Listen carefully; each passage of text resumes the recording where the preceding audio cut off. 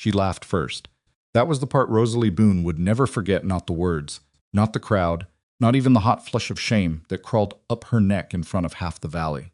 What she would remember, years later, when the kitchen smelled of wood smoke and bread and something close to peace, was the sound of that laughter, high and deliberate and shaped like a weapon. Clara Hutchins stood in the middle of the summer festival grounds in her ivory dress with her hair pinned just so, and she looked at Rosalie, really looked at her. The way a person examines something they've found stuck to their boot, and she laughed. Not a nervous laugh, not an accidental one. She turned to the women beside her and she said, loud enough for 24 people to hear, "You cannot be serious."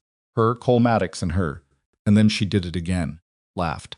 Like Rosalie wasn't standing 6 feet away. She was nothing at all. If you were standing in that field, flowers still dusted on your sleeve, wearing the best dress you owned, and knowing it wasn't good enough, what would you have done? This is a story about a woman nobody saw coming. Subscribe to this channel and follow her story all the way to the end, because what happens next will stay with you. Hit that like button and drop a comment telling me your city or country. I want to see how far this story travels. The morning Rosalie Boone turned 25, nobody said a word about it. Not because they'd forgotten, though some had, but because in the economy of the Blackridge Ranch, a kitchen girl's birthday ranked somewhere below a loose fence rail and slightly above a missing barn cat. There were cattle to move. There was always cattle to move. The ranch hands were gone before dawn, their voices already fading into the cold gray air by the time Rosalie pulled on her boots and crossed the yard to start the fires. She did it every morning. She had done it every morning for 3 years.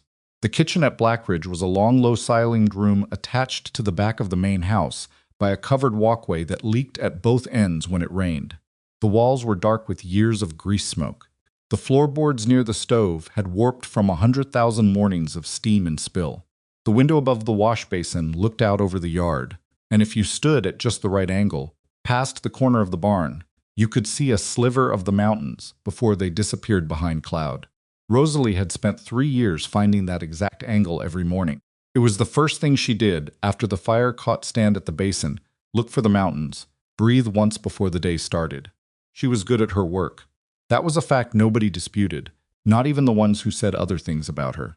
Margaret Holloway, who ran the ranch house with the efficiency of a woman who had never once doubted her own competence, had told the foreman when she hired Rosalie that she needed someone who could cook for 14 men 3 times a day, without complaint and without waste. Rosalie had shown up from the Boone farm 6 miles out with a single cloth bag, a recipe for sourdough that her mother had written on the inside cover of a seed catalog, and the particular stillness of someone who had learned not to take up too much room. She had gotten the job. She had never asked for more than that. The sourdough was the thing people talked about when they talked about the food. It had a crust that shattered when you pressed it and a soft, slightly sour center that made grown men quiet for a moment, the way certain things do when they're done exactly right. Rosalie made 4 loaves every other day. She'd been making bread since she was 9 years old, standing on a crate beside her mother, learning to feel for the moment when the dough stopped fighting you and started to cooperate. That moment was different every time. That was the part that kept it interesting. She didn't think of herself as a talented cook.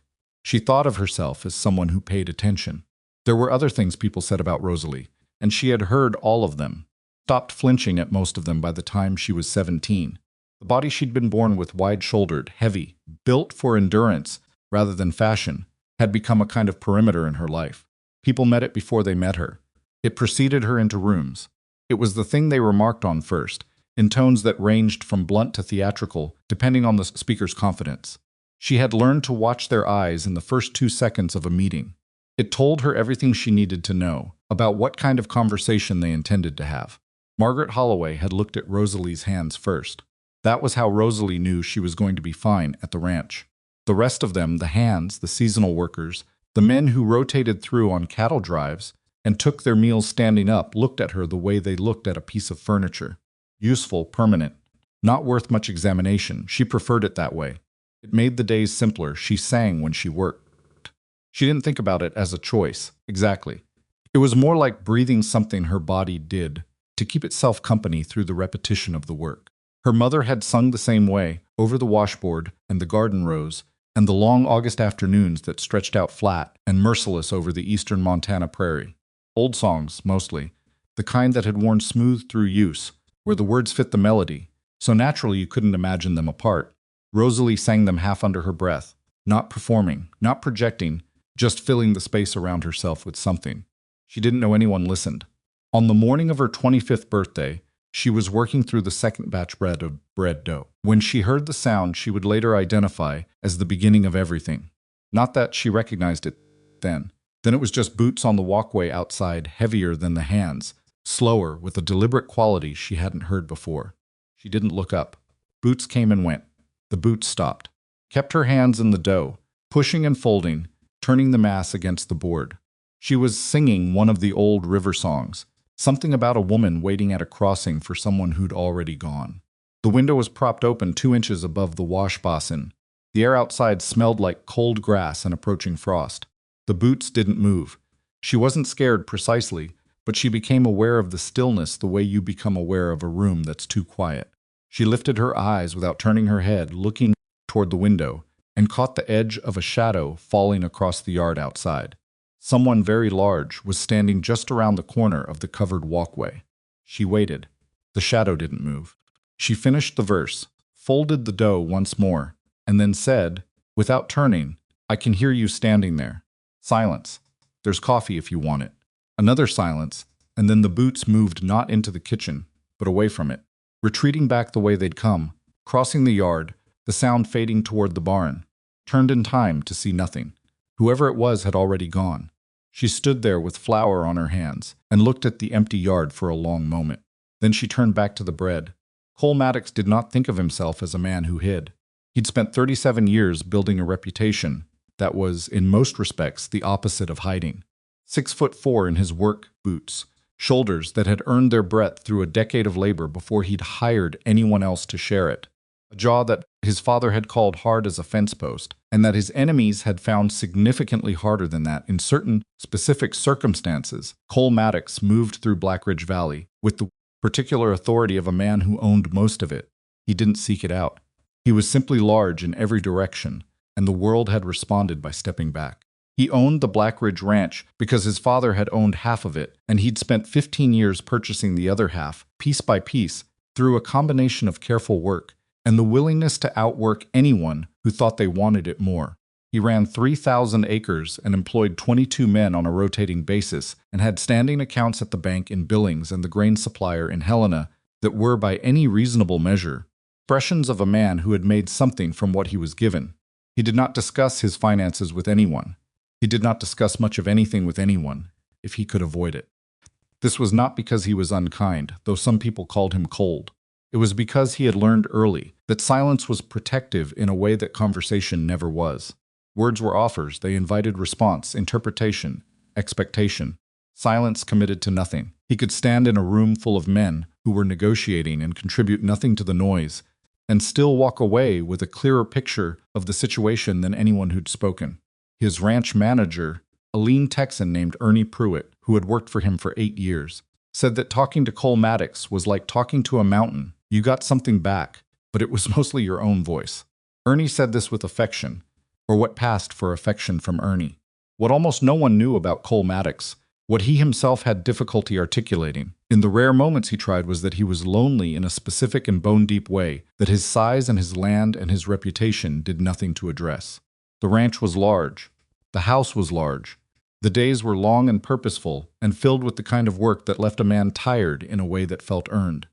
And at the end of every one of those days, he sat in his house, which was full of his furniture and his fire and the smell of his land, and he felt the quiet pressing in from the walls with a weight he couldn't quite lift. He didn't talk about that either. He had been crossing from the eastern pasture toward the barn that morning, the morning of Rosalie Boone's 25th birthday, when he heard it. He'd walked past the kitchen building 1,000 times. He knew it was there. He'd hired the girl who worked in it, in the sense that Margaret had hired her, and he'd signed off on the arrangement without particular attention. He'd received no complaints about the food. That was all he'd needed to know.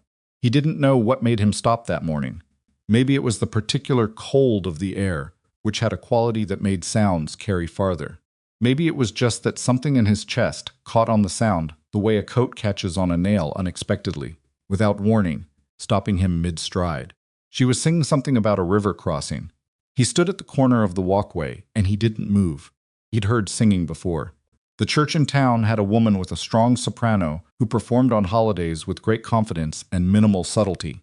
The ranch hands sang when they were drunk, occasionally when they were working. His mother too'd sung hymns in the kitchen on Sundays, efficiently, like a woman checking tasks off a list. None of that was anything like this. This was unself-conscious in a way that stopped him cold.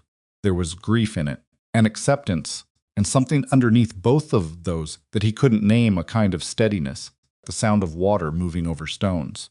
Not beautiful in the trained, polished sense. Beautiful the way something real is beautiful, because it doesn't know it's being looked at. Stood there until she spoke. "I can hear you standing there." And then he did the only thing he could think to do, which was leave before he had to explain himself. Crossed the yard quickly. He did not go to the barn. He went around the back of it, out of sight, and stood against the weathered planks and breathed cold air for a moment until something in his chest settled back into its usual configuration. That was October 15th. He was back the next morning. He didn't go to the kitchen.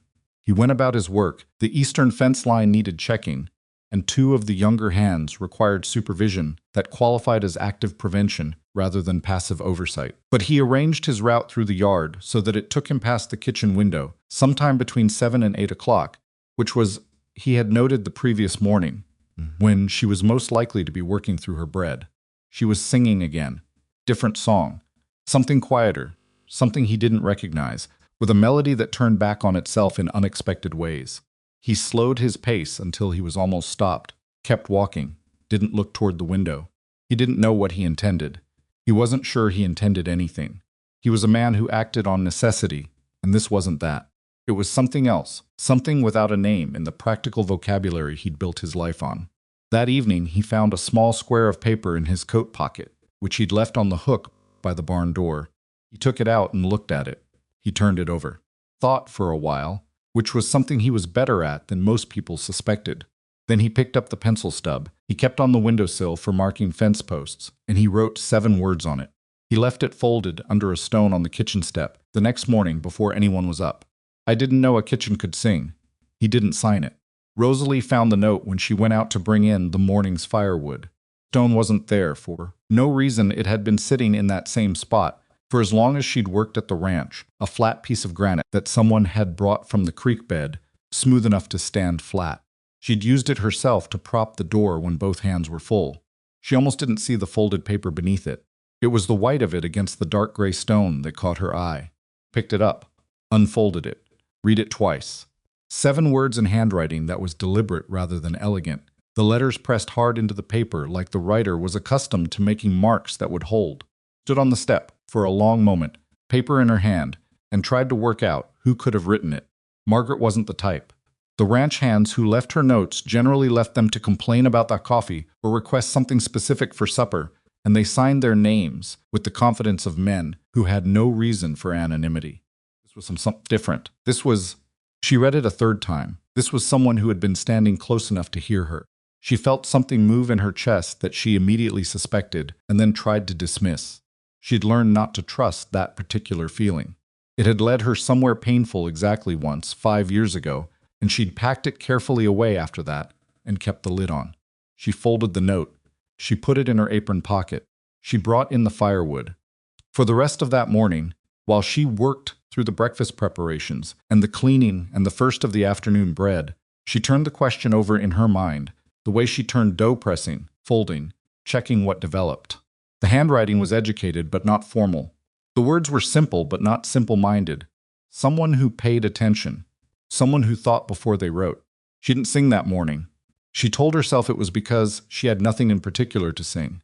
That was a lie, but it was a comfortable one, and she let it stand.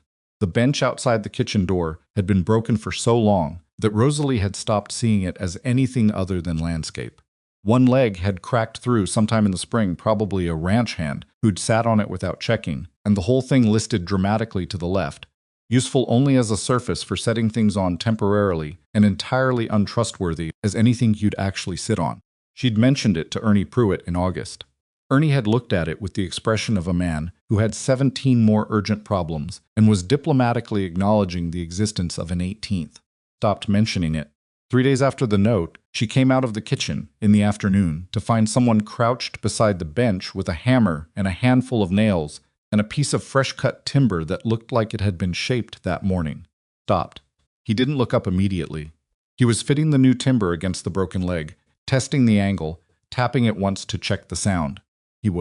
She registered, enormous, not in a way she'd failed to notice before, because she'd seen Cole Maddox crossing the yard and heard the hands speak of him since her first week on the ranch, but enormous in a way that was different up close. Wide through the shoulders and the chest, with hands that made the hammer look like a toy, and a quiet focus in the way he worked that she recognized, because it was the same quality she brought to bread. He looked up. She hadn't expected the eyes. She'd expected something colder, given the reputation. Instead, they were dark and direct, and at the moment they met hers, held a brief flicker of something that looked almost like getting caught. "Bench was broken," he said. "It's been broken since spring," she said. He nodded once. He went back to the timber. She stood there for a moment, unsure whether to go back inside or acknowledge what she was fairly certain was happening, because she was not foolish and she was not blind. And a man with 22 employees and 3,000 acres did not personally repair kitchen furniture unless he had a specific reason to be near the kitchen. She said carefully, "Did you leave a note?" "Under the stone." Kept working. "What stone?" She watched the back of his head. He was bad at lying, or perhaps he simply didn't try very hard, which she decided she liked better than someone who would have tried harder. "The one by the steps," she said. He tapped a nail in. "Check the angle again. You should be able to sit on it now," he said. "Weight-bearing." He said this without any particular emphasis, as though he hadn't just referenced her weight, and she realized after a half-second that he genuinely hadn't. He meant the bench. He meant structural capacity. He was talking about wood and joints and load-bearing, and the entire consideration of her, specifically as a person with a specific body, hadn't entered the sentence at all. She sat down on the bench. It held. She looked at the mountains, the sliver of them visible past the barn, and he gathered his tools, without hurry, and neither of them said anything, for a stretch of time that should have been awkward, and somehow wasn't. "I don't usually sing when I think someone's listening," she said finally. He stood up, picked up his hammer. "Then I'll try to make more noise when I walk." He left. She sat on the repaired bench for another 10 minutes, watching the cloud move across the mountain ridge, and for the first time in a long while she felt something adjacent to surprised. Came back, not the next day, the day after that. The firewood stack beside the kitchen door had been getting low, which she'd noticed, and which she'd planned to mention to Ernie. When Ernie had a free moment, which at this point in the cattle season was a theoretical possibility rather than a practical one, came back from the root cellar with her arms full of turnips and found the stack doubled. Fresh-cut wood, clean and dry, stacked with precision against the wall. No note this time. She stood there looking at it for a moment. She went inside. She made a quarter batch of sugar cookies, which she never made for the hands because it wasn't practical, and the ingredients were a small extravagance, and she left them on the bench in a cloth with a stone holding the corners down. The next morning the cloth was folded neatly on the step. Empty. This was the language they started with. This was the grammar of it: work given and work returned, attention paid in the practical currency of cold mornings and winter coming on. He fixed the latch on the kitchen window that had rattled every time the wind came from the north. She sent out bread that had gone slightly wrong in the rising, cut thick and warm, because even bread that didn't quite work was something. He brought in a barrelful of apples from the trees on the south ridge that she hadn't known were there. She made pie. She had not thought of it as a courtship, precisely because it was so unlike what she'd understood courtship to be, which was largely performance, men presenting themselves in their best clothes and their best behavior, and women evaluating the performance with polite enthusiasm. This was not performance. This was two people pointing at practical things and letting the practical things carry the weight of what they didn't say. She was careful about it. She was careful about herself, with herself. She'd been hurt once by trusting the feeling in her chest too early, and she had a specific and detailed memory of what that had cost her. So she did what she always did when the world offered her, something that seemed too good to be straightforwardly reliable. She waited. She watched. She kept doing her work, but she started singing again. The person who noticed first was Lena Pruitt, Ernie's wife, who came out to the ranch twice a week with mending and left again before supper. Lena Pruitt was a small, observant woman who had been married to a ranch manager for 16 years and had in that time developed a comprehensive understanding of how men behaved when they were avoiding something and how men behaved when they were pursuing something, and she could tell the difference from 40 feet. She said nothing to Rosalie directly. What she did was tell her cousin, who was also a cousin of Clara Hutchins, and by the time November was 3 weeks old, the particular machinery of valley gossip had converted two people exchanging small acts of care across a kitchen step into something considerably more specific and considerably more public. Rosalie heard about it on a Tuesday from the youngest ranch hand, a boy named Jimmy who was 16 and had not yet learned to be strategic about what he repeated, and to whom, he said, standing in the kitchen doorway with his hat in his hands, "People are saying, you've been trying to catch Cole Maddox's attention." She set down the ladle she was holding. "People say a lot of things." "Yes, ma'am." He turned his hat in his hands. "Clara Hutchins said you were making eyes at him." "I see," she said. He stopped. He was a boy, and he was not cruel, and he could see something in her face that made him reconsider whatever it was Clara Hutchins had said. "She said what?" Rosalie asked. He turned his hat once more. "She said a woman like you doesn't understand her place." The room was quiet. Jimmy shifted his weight. "I didn't agree with her," he said. "I know," she said. "Thank you, Jimmy. The stew will be ready at 6. He left. She stood with the ladle for a moment, held still by the particular quality of the shame not sharp, because she'd been here before, in variations of this, but heavy, kind that settled, the kind that asked quiet questions in the middle of the night that she had never been able to fully answer, put the ladle back on the hook, and went back to the stew. The summer festival in Blackridge was held on the last Saturday of June each year, at the meadow below the church, and it was the event around which all other social events were measured larger than Christmas, more significant than the county fair, because it was theirs specifically, the Valley's, and everyone came who could come. Tables were brought out. There were barrels of cider. Someone always brought a fiddle, and someone always brought a second fiddle, and by evening they were in agreement about the tempo, whether or not they'd started that way. Rosalie almost didn't go. She went every year because not going was in its own way a statement that attracted more attention than she wanted to provide. She wore her best dress dark blue with small buttons at the wrist, and she pinned her hair up the way her mother had taught her, and she walked to the meadow in the late afternoon with the particular internal bracing of someone who has been to this meadow before and knows its terrain. She was standing near the cider table when Clara Hutchins arrived. She would have recognized Clara at any distance. Clara Hutchins was 22 years old and possessed of the kind of particular beauty that had been carefully developed and maintained, like a prize garden, a great deal of careful attention, made to look effortless. She was the daughter of Franklin Hutchins, who owned the second largest landholding in the valley, and who had, according to fairly open discussion, been having preliminary conversations with the Maddox Ranch about a consolidation of interests, which meant Clara Hutchins had, by extension, been having her own preliminary conversations about her own future, in which Cole Maddox appeared in a specific role.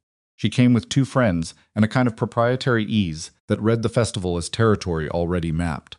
She had not yet seen Rosalie when the conversation started. She was speaking to her friends, and her voice carried. And Rosalie was 3 steps away with a cup of cider that she didn't know what to do with. "Someone told me she's been sending him bread," Clara said. The someone was clearly not Rosalie. The she, however, clearly was. "The kitchen girl," one of her friends said. "The kitchen girl." Clara turned the phrase over with an inflection that indicated she found it sufficient. Then she said, "He's being kind to her, that's all. He's kind to his horses, too." The friend laughed.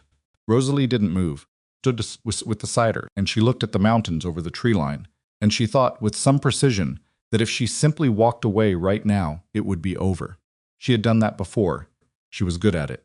Then someone else in the small gathered crowd, drawn in by Clara's voice, which was the kind that collected audiences, said something that Rosalie couldn't quite hear, and Clara turned, and their eyes met. Clara looked at her, really looked at her slowly, from her pinned hair to her good boots. Her expression was the patient, technical expression of someone assessing a problem they'd already solved. "You can't be serious," Clara said, to the crowd, as though Rosalie were not there. "Her Cole Maddox and her?" And then she laughed, not behind her hand, not quietly. She turned to the women beside her, and she laughed with the full confidence of someone who has never once had to question whether she was allowed to laugh at something. And the women beside her laughed too, because Clara Hutchins was the kind of force that people followed in the direction she was already going. And the small crowd around them rippled with that specific social laughter that isn't really about what's funny, but about where the power is. Rosalie stood in the middle of it. She didn't move. She didn't look away. She felt the heat in her face and the particular quality of the silence inside her. That place she'd built over years of exactly these moments, built it carefully and kept it solid, and tended it the way she tended her starter dough. Consistency, because it was the thing she relied on. Clara wasn't finished. She stepped closer, not quite to her, but close enough. "I'm sure you're a very good cook," she said, with a warmth that had a blade in it. "There are things a woman like you should understand about herself. And one of them is that no amount of bread she let that sit for a moment, let it be heard, is going to change certain facts." The crowd had gone quiet. Rosalie looked at her. She said nothing. 'Cause there was nothing she could say in that meadow. In that moment, that wouldn't feed whatever Clara Hutchins had started, wouldn't give it more material, more air, more life. She knew this. She knew it the way she knew to feel for the dough when it was right, not by description but by accumulation years of having learned what works and what doesn't. She set down her cup. She turned and walked away from the cider table and through the meadow and back toward the road. Behind her, she heard the conversation resume. She walked home in the early evening light, with the mountains going pink along their edges, and her good boots raising small puffs of dust from the road. She kept her face composed away. She kept her hands steady. When she was lifting something heavy, deliberately, from the center out, she did not cry on the road. She did not cry when she got back to the ranch. She went into the kitchen, which was empty in the way it was empty on festival evenings, and she sat on the repaired bench and looked at the yard until the light was entirely gone. Then she went inside and she began packing her bag. She had a plan. It was simple. She would leave before sunrise. She would be gone before the festival was over, and before anyone had to make a decision about what it meant that the kitchen girl had been publicly laughed at and then disappeared. She would be saving everybody the trouble. This was, she told herself, practical. This was what made sense. She packed her apron. She packed the seed catalog with her mother's sourdough recipe, packed the blue dress, still on, and then thought about it and unpacked it again, because it was her best dress and she would need it somewhere else. She stood in the small room she'd been given off the kitchen, looked at her bag and tried to feel resolved. Kept thinking about the note. I didn't know a kitchen could sing. She sat on this edge of her cot and looked at the bag and tried to remember exactly what she was protecting herself from by leaving, and exactly what she would be walking toward, and whether those two things, honestly measured, made the calculation come out the way she was telling herself it did. She sat there for a long time. She heard horses in the yard just before midnight. She heard him before she saw him, the horse moving at speed, more speed than made sense for that hour on that road, coming from the direction of town. She went to the window. The rider was large in the way that only one person on the ranch was large, and he was riding fast, with the particular forward lean of someone who has made a decision and is in the process of executing it. He tied the horse at the rail, and he walked across the yard, and she heard him, a moment later, going back toward the road. Not coming to the kitchen, going back. She put on her boots and went to the door. He was standing in the yard with his back to her, looking toward the mountains in the dark. His horse was breathing hard. His coat had picked up road dust. "You went back into town," she said. He turned around. In the darkness she could see his face, clearly enough, the set of it, the particular quality of a man who had done something that could not be undone, and was not certain he regretted it. "I went back to the festival," he said. She waited. "I said some things, in front of people." She looked at him for a long moment. "What kind of things?" He took a breath that she could hear from across the yard. "The kind that are going to be talked about a while. About me, about you, and about what I think." He paused. "About who I choose." She stood in the doorway. She thought about the bag. She thought about the festival, about Clara's face, about the sound of that laughter, shaped so precisely like a wall. "You didn't have to do that," she said. "I know," he said. "Going to cause trouble, probably." She looked at him standing in the yard, this enormous, quiet, difficult man who had left a note under a stone and fixed a broken bench and brought a barrel of apples from the South Ridge, who'd stood in front of half the valley and said whatever he'd said in front of all of them, and she felt the thing in her chest that she'd been careful with, that she'd kept wrapped and put away, and tended to the way you tend an injury, telling yourself it was fragile. Maybe it wasn't fragile. Maybe it was just waiting. "I was packing," she said. "I was going to leave before sunrise." He looked at the kitchen, then back at her. "Were you going to say anything?" No, he nodded slowly. He thought about that. Fair enough, he said. Stepped off the step and crossed the yard, stopping in front of him. Close. She had to angle her head slightly. He was that kind of large. What exactly did you say? She asked. Something moved in his face that wasn't quite a smile, but was in the neighborhood of one. I said that I'd rather spend my life with a woman who knows how to feed people and work hard and means what she says than one who knows how to impress a crowd. That's not a very romantic speech. No, he agreed. She thought about it. She thought about the note, and the bench, and the firewood, and the apples, and the cloth she'd found folded empty on the step. She thought about the way he'd looked up from the hammer, and the brief flicker in his eyes that she now recognized with some certainty for what it had been. I'm not easy, she said. I'm not going to pretend I am. I know that. And I'm not interested in being someone's project. I'm not interested in a project, he said. I have a ranch. That's enough of a project. She almost laughed. It surprised her, the edge of it, right there in her chest, genuine. All right, she said. He looked at her carefully. All right, what? She thought about the bag on her cot. She thought about the recipe in the seed catalog. She thought about the mountain ridge with the cloud moving across it and the particular quality of that sliver of view from the kitchen window at the right angle before the day got started. All right, I'm not leaving before sunrise, she said. He breathed out slowly.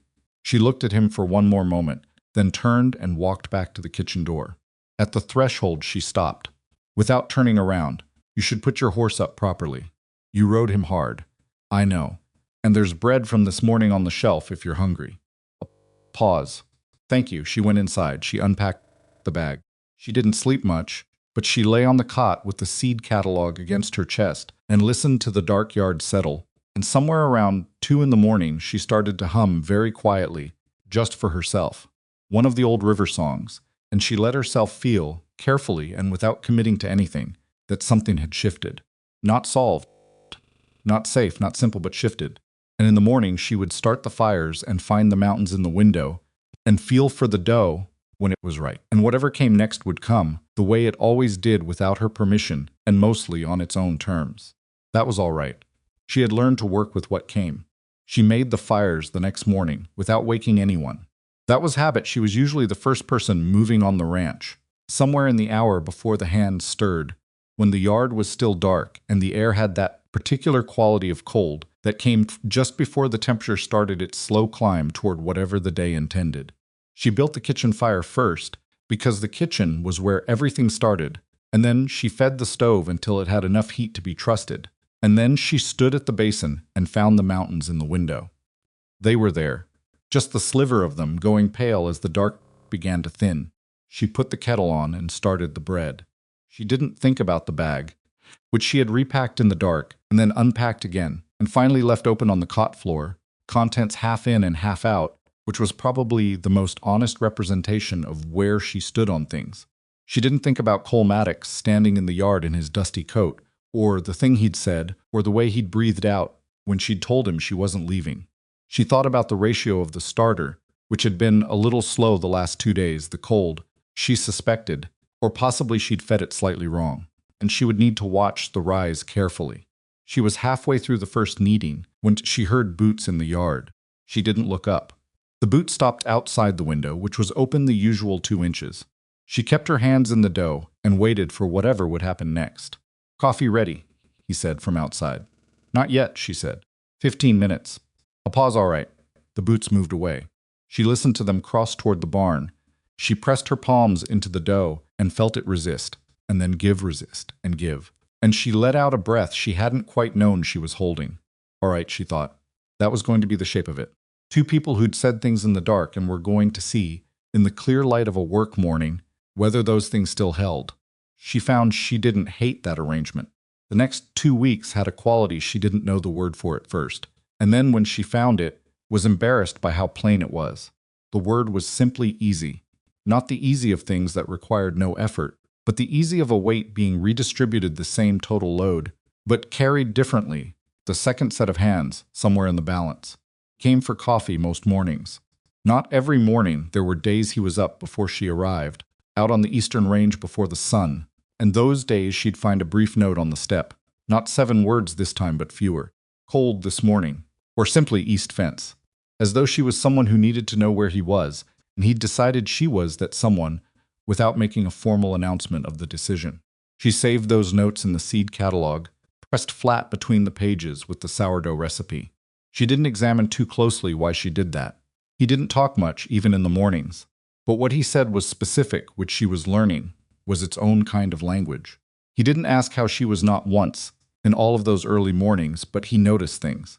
If she'd been up too late the night before because a hand had come in sick and she'd stayed to make broth, he'd moved the larger kettles without being asked, which spared her the lifting. If the wood stack was getting low, it was full again, before she'd thought to mention it. If she was working through something that required concentration, he'd drink his coffee without speech, which was, she was learning, not rudeness but respect. She tried to understand why this felt different from other forms of attention she'd received. Most attention came at a cost, came with expectations embedded in it, with assessments, with the particular evaluative quality of someone deciding what you were worth. Even kindness, in her experience, was often a form of assessment, the giving of something to see how you received it, to measure the return. What Cole gave didn't seem to work that way. It seemed to have no invoice attached. He fixed the bench because it was broken. He brought the apples because they were there, and she could use them. Stood in front of the valley, and said something in her defense because she had decided, after several weeks of examining the question from various angles, because it was true, and he thought it should be said. Could work with that. She was also aware that she could be wrong. She had been wrong before, specifically and painfully, and she kept that memory in the same place. She kept the notes stored, accessible, part of the accounting. Jimmy, the youngest hand, told her in October that the story had made it to Billings. What story, she said, though she knew which one. About Cole standing up at the festival. He said it with a kind of proud second-hand authority, like a person reporting on something they'd witnessed and wanted credit for proximity to. He said they're saying he said he'd choose you over any woman in the territory. Kept cutting the onions. That's not exactly what he said. What did he say? He said something about bread, she said, and hard work. It wasn't like that. Well, that's what people are saying. Jimmy leaned against the doorframe. Clara Hutchins left the festival right after. Her father came to talk to Mr. Maddox 2 days later. She put the knife down. About what? Don't know. Ernie wouldn't tell me. But he was here about 2 hours, and when he left, he looked like someone who'd been told his offer wasn't accepted. Thought about that for a moment, and then picked the knife back up. I like Clara's dress, she said, the ivory one. The construction on it is good work. Jimmy blinked. That's all you're going to say? What else should I say? He left without a satisfying answer, which was how most of their conversations ended. She didn't mind Jimmy. He was a boy who meant well and hadn't yet learned the gap between meaning well and doing well, which was a large gap, and most people never fully crossed it. She had enough to do without helping the process along at present. Cole asked her to ride with him in the 3rd week of October.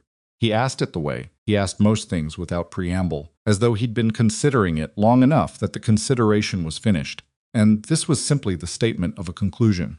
He came to the kitchen on a Thursday morning, when the first real cold had settled in, the kind that came down from Canada and didn't apologize, and he stood with his coffee and said, I want to show you something up on the ridge. Can you ride? I can ride, she said. Saturday morning, then.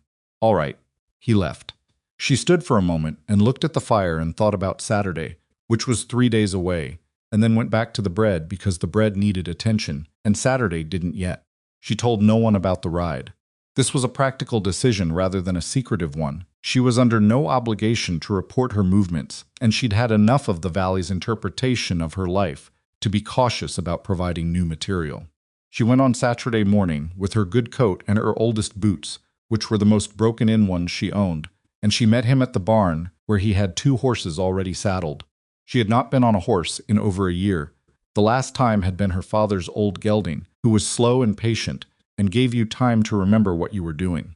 These were working horses, not rough, but not inclined to wait for you either.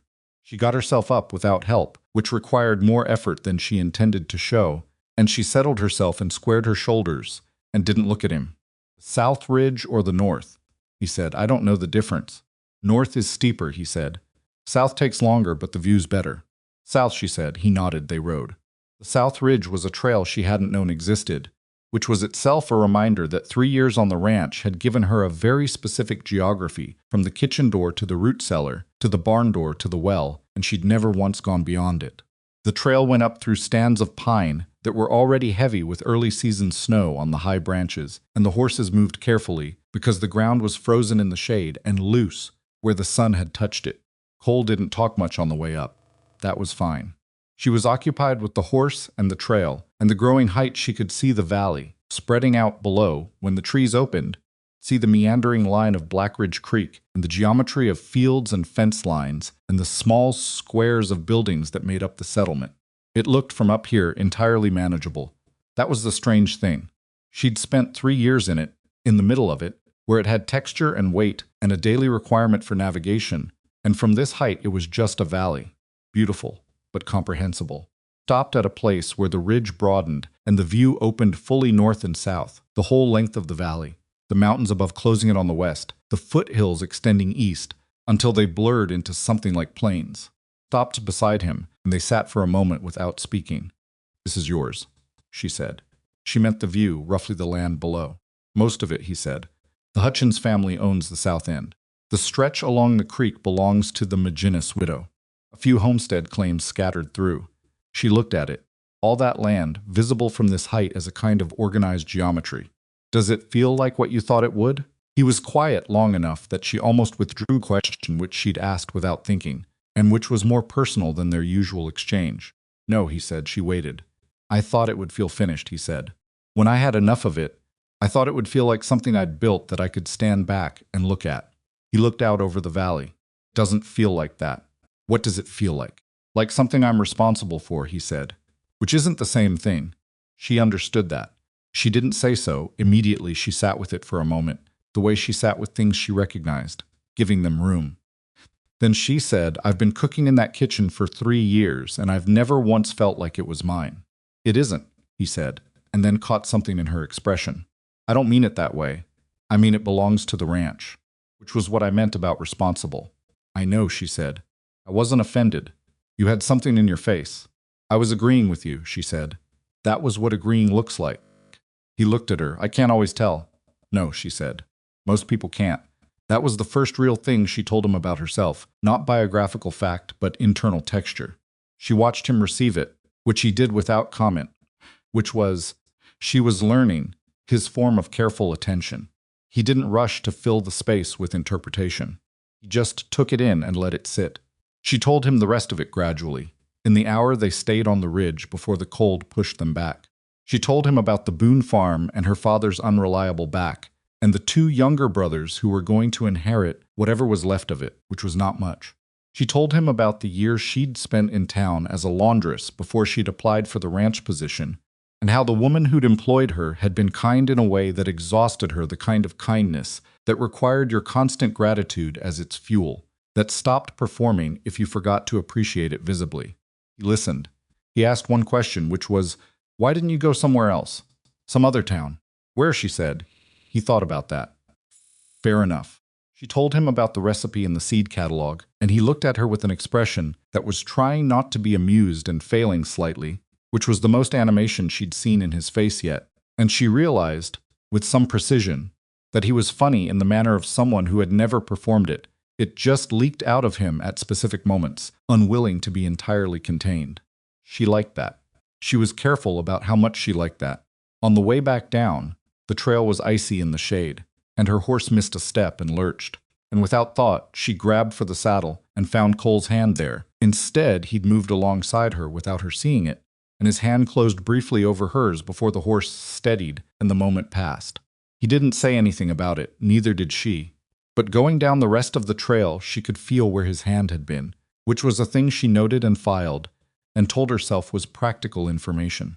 November came in like a door slamming, and the ranch contracted around its winter work, the particular inward quality of cold months, when the distances between people collapsed, because the weather made distance expensive. The hands who'd been on seasonal contract left. The core crew of 6, who wintered on the ranch, settled into their routines with the efficiency of people who had done this before and knew what it required. Kitchen got busier in its way. Fewer people, but more cold, which meant more hot food more often. She was baking almost every day now.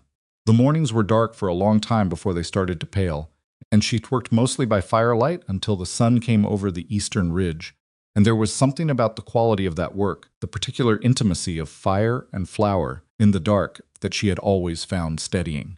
Cole came for coffee most mornings and stayed sometimes 20 minutes and sometimes less, and occasionally when the weather was bad enough to pause outdoor work, as long as an hour. They had moved, gradually and without ceremony, into a different quality of conversation, less careful, more willing to be wrong. She argued with him once about the water in the creek, which he thought was high enough for the winter, and she thought it was too low, and it turned out neither of them knew what they were talking about, in quite the way they'd presented themselves as knowing, and that discovery was, peculiarly, the most comfortable she'd felt in his company so far. "You were very confident," she said. "I was stating a position," he said. "There's a difference. For other people, yes." He looked at her. "What does that mean?" "It means when you state something, people tend to take it as fact, because you're large and certain-sounding. Quiet. Then does that happen with you?" "The opposite," she said. "People assume I'm not certain, so they argue with whatever I say until I prove it, and then they say, I was right all along in a way that sounds like they're explaining it to me." He drank his coffee. He thought about that. She could see him thinking about it, the particular stillness that came over him when he was processing something he hadn't considered before. "That sounds exhausting," he said. "You get used to it. You shouldn't have to." She looked at him. He said things like that, flat, undecorated statements of opinion, and then moved on, as though the opinion had been registered and filed and didn't need elaboration. She was never entirely sure what to do with them. She mostly didn't do anything. She let them sit the way he let her things sit, and found them when she went back later. "Cole," she said. He looked up at the festival. "Before you went back into town," she paused, choosing. "What made you go?" He was quiet for a moment. "You left," he said. "Everyone saw me leave." "Yes," she waited. "And the way you left," he said. He looked at his hands, which were wrapped around the coffee cup. Like someone who'd been told the answer to a question she'd already known the answer to for a long time. He paused. "I didn't want you to think you had the right answer." She thought about that for a long moment. "What if I did?" she said. "Then I was going to argue with it," he said. "Same as the creek." She felt the edge of a laugh again.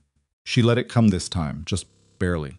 Changed his expression. She watched something loosen in his face when she laughed, some habitual tension that she suspected he carried without knowing it. "I'm still not certain," she said. "Not to be cruel, to be accurate." "I know," he said. "That's all right. It might stay that way for a while." "I've got a ranch to run," he said. "I'm not in a hurry."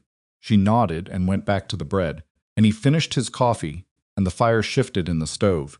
And outside, the November wind moved through the yard with its specific persistence, and nothing was decided, and everything was in some fashion proceeding. The trouble with Clara Hutchins did not end at the festival. Rosalie had not quite expected it to. She had a realistic view of how these things worked, kind of view you develop when you have spent enough of your life as the subject rather than the observer of social machinery. But she'd underestimated Clara's specific brand of persistence, which was less dramatic than the festival performance and considerably more effective. Clara began appearing at the ranch. Not frequently, not transparently, she was too intelligent for transparent, but regularly enough that after the third visit in 6 weeks, Rosalie had stopped marking each one as a surprise. Came with her father, ostensibly on matters of business. Came with a friend to return a borrowed item, which Rosalie was fairly certain had been borrowed specifically in order to be returned. She came once alone, supposedly to leave something for Margaret, and stayed in the yard long enough to be visible from the kitchen window. Rosalie watched from the window without particular emotion. She had stopped being angry at Clara somewhere in October, not because she'd forgiven her, which was its own process on its own schedule, but because anger took energy and she had other uses for it. What she felt instead was the particular quality of alertness that came with knowing something complicated was being managed around her, and that the management was imperfect, and that eventually it would require her direct involvement. She was right about that. The direct involvement came on a Friday in late November. When Clara arrived in the yard at mid-morning with her friend, the same friend from the festival, a woman named Dorothea Gill, who followed Clara with the specific loyalty of someone who has attached her social fortunes to someone else's ship, and came to the kitchen door. Rosalie heard the knock and opened it. Clara looked at her with the composed expression of someone who has rehearsed this. "I'd like to speak with you," she said. "If you have a moment."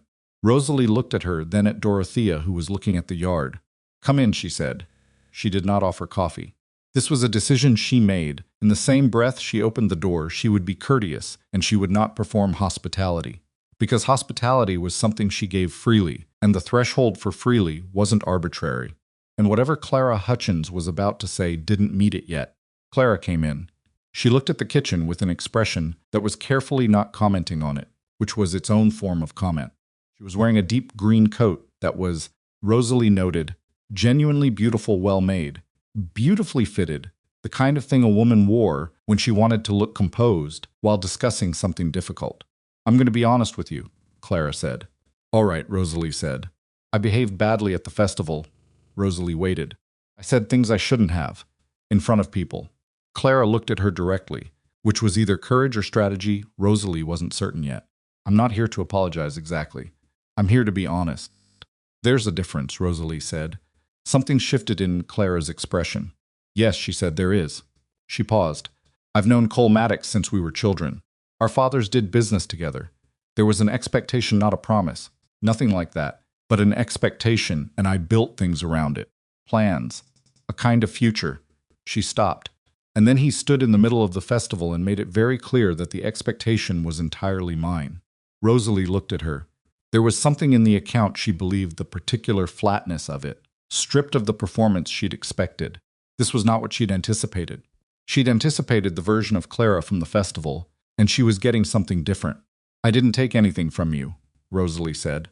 "If that's what you think." "I know that," Clara said. "That's the part I'm being honest about." A pause. "I was embarrassed. I said things that I used to make myself feel less embarrassed. That's what actually happened."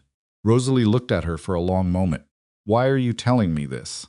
"Because," Clara said, and for the first time something close to real difficulty crossed her face, "he's going to marry you. I think we both know that. And I'll be in this valley for the rest of my life. And I'd rather not spend it as the woman who said those things to you." Dorothea, from her position near the door, made a small sound that might have been surprise. Rosalie thought about it. She thought about the festival and the crowd and the particular quality of that laughter, not once but twice, sustained, directed. She thought about the walk home in the evening light. She thought about sitting on the cot with the seed catalog. "I'm not forgiving you today," she said. Clara nodded once. "That's fair. But I'm not dismissing this either." She looked at the green coat, the composed face with the real difficulty underneath it. "Could have not come." "Yes," Clara said, "I could have." They looked at each other for a moment, two women in a kitchen, neither of them entirely certain what came next, both of them aware they were negotiating something that didn't have a clear form yet. "There's bread from this morning," Rosalie said, "on the shelf." Clara looked at the shelf. "Thank you," she said. She took a piece. Dorothea took one too, with the expression of someone who hadn't expected to be fed and didn't know what to make of it. They left a few minutes later, and Rosalie stood in the kitchen and listened to the sound of the horses moving back toward the road. And she did not know what had just happened, except that it was more complicated than she'd expected, which was, in her experience, how most things that mattered turned out to be. She told Cole that evening. He came to the kitchen just before supper to pick up something Ernie needed, and she caught him at the door and said, without preamble, "Clara Hutchins was here today." It was very still for a moment. What did she say? She said she behaved badly at the festival, and she wanted to be honest about it. He looked at her. "What did you say?" "I told her I wasn't forgiving her today, and then I gave her bread." He blinked. "You gave her bread." "Came a long way," Rosalie said, "and she didn't have to say any of it." He thought about this. "No," he said slowly. "She didn't. She's not a bad person," Rosalie said. "She did a bad thing. That's not always the same."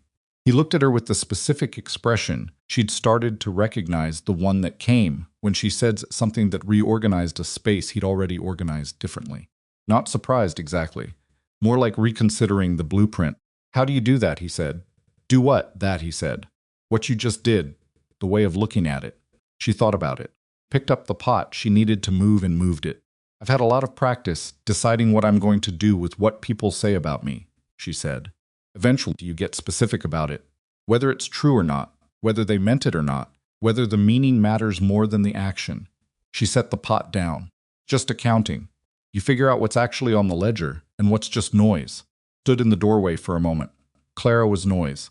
Clara was noise at the festival, she said. Today she was something different. He nodded. He seemed to need to think about that, so she let him, and he took what Ernie needed and went out across the yard. She watched him from the window, the particular width of his back against the gray late afternoon sky, moving toward the bunkhouse with purpose. She went back to supper. December arrived with a seriousness that settled over the ranch like a second roof. The cold was the kind that got inside structures, found the gaps, worked into the spaces between the things you'd thought were solid. The hands wore everything they owned. The horses grew winter coats that made them look approximately twice their usual size. Rosalie kept the kitchen fire burning continuously, banking it carefully at night, and she learned to read its quality in the morning, the way she read weather, the color of the flame, the smell of the smoke, particular voice the stove had when the cold was trying to come in through the flue. She and Cole had developed by December a kind of domestic shorthand that neither of them had named and both of them relied on. He knew her coffee without asking. She preferred it strong and took no milk, which was inconvenient in a kitchen where the milk was always there. But she'd never liked the way it softened things.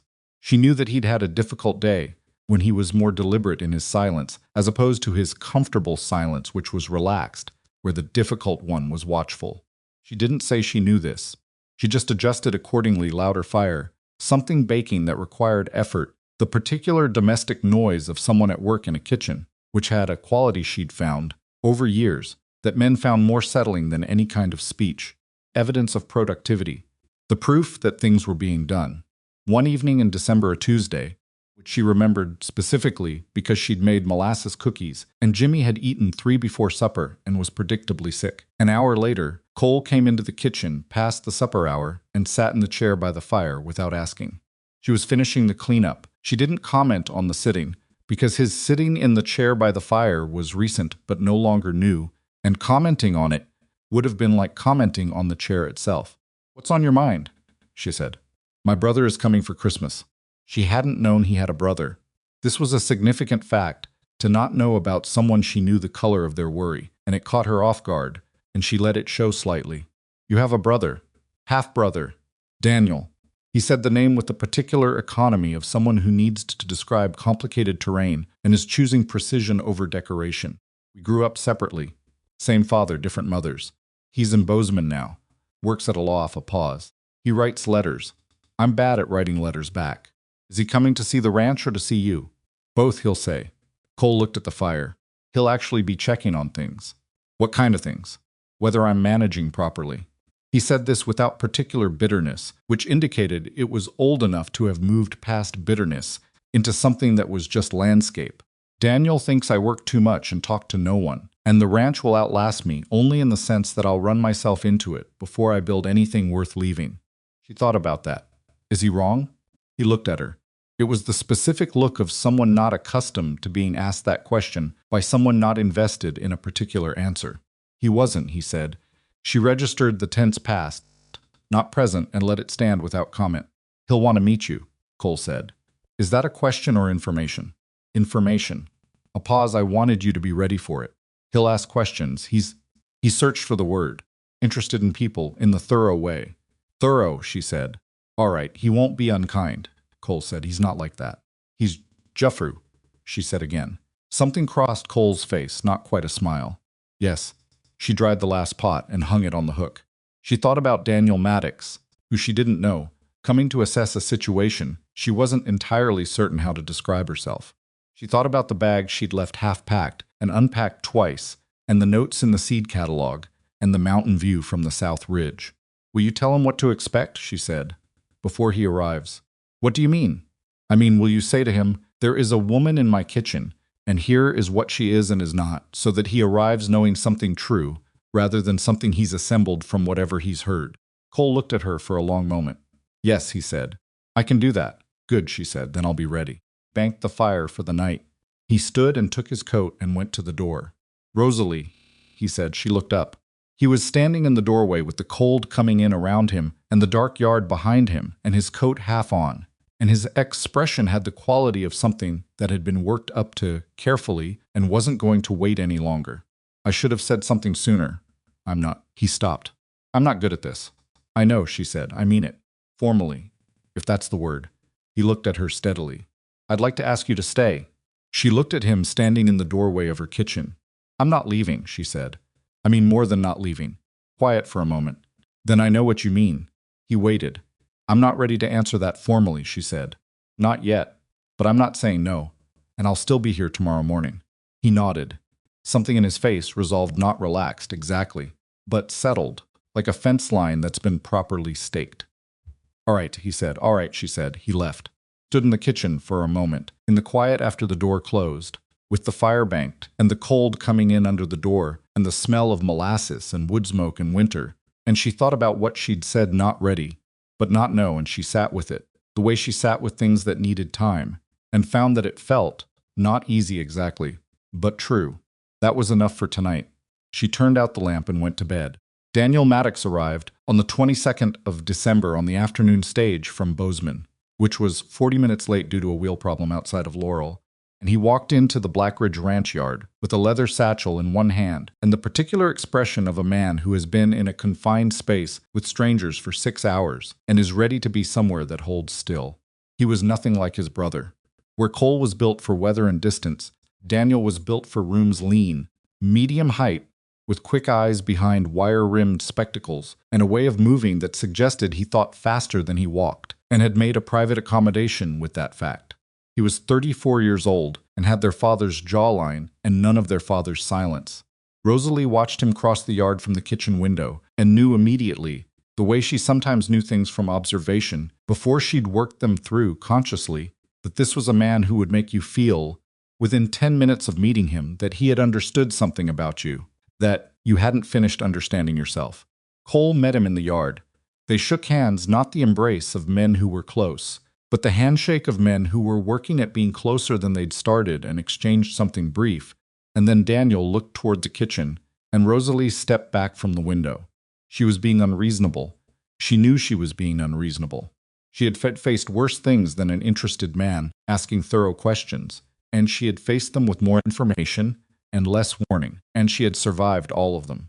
She went back to the stove and turned the venison, which was not going to wait for her nerves to settle, and she told herself that she was not the kind of woman who got undone by the arrival of someone's half-brother. However thorough, he came to the kitchen an hour later.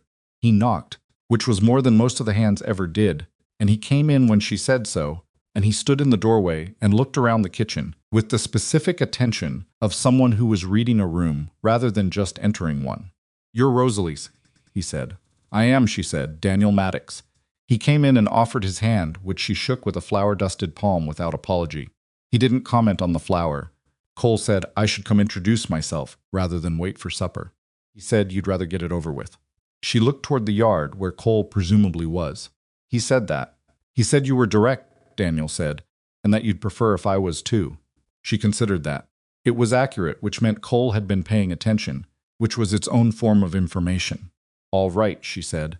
"Then sit down if you're going to stay and talk, and don't get in the way of the stove." He sat. He watched her work for a moment without speaking, which was, she noted, a quality he shared with his brother, the willingness to be quiet in a space without filling it. Spectacles caught the firelight. He had a small scar below his left ear that looked old and was shaped like the letter V, and she wondered about it and didn't ask. "He wrote to me about you," Daniel said. "What did he write?" "Not much," he said. "Cole's letters are functional. He told me there was a woman at the ranch who he was serious about. He told me she was a good cook. He told me she'd been publicly embarrassed by Clara Hutchins at the summer festival and that he'd said something about it in public." He paused. "Told me she hadn't left." "That's accurate," she said. He also said she wasn't certain about him yet. She kept her hands on the venison. "Also accurate." He said that last part like it was important, Daniel said. Like he wanted me to know he understood it. She turned and looked at him directly. He met her look with the even quality of someone who was not trying to win anything, just assess, which was, she supposed, what he'd told her he was doing. And at least he was honest about the shape of it. "What do you want to know?" she said. "What you think of him," Daniel said. "Honestly." She turned back to the stove. She thought about it not for long, because she'd been thinking about it for months, and the accounting was reasonably current. "I think he's a man who built everything he has by himself, and forgot to build the part where you let someone else in. I think he's working on it. I think he's not as sure of himself as he looks, which is not something many people can see from where they're standing." She lifted the lid on the pot, checked the broth, set it back. I think he left a note under a stone and fixed my bench and brought me a barrel of apples from the South Ridge before he said a single personal thing to my face. And I think that tells you most of what you need to know about how he goes about caring for things. Daniel was quiet, and I think, she said, that you didn't come from Bozeman in December to ask me what I think of him. Came to decide what you think of me. A pause. Yes, he said. So? She said. He was quiet for a moment longer. Then I think you see him clearly, which is unusual. Most people see the land and the size and the money and build their picture of him from that. You're looking at the actual man. He tilted his head slightly. I think that's either very good or going to be very hard. Probably both, she said. He made a small sound that was nearly a laugh. Probably both, he agreed. They left it there.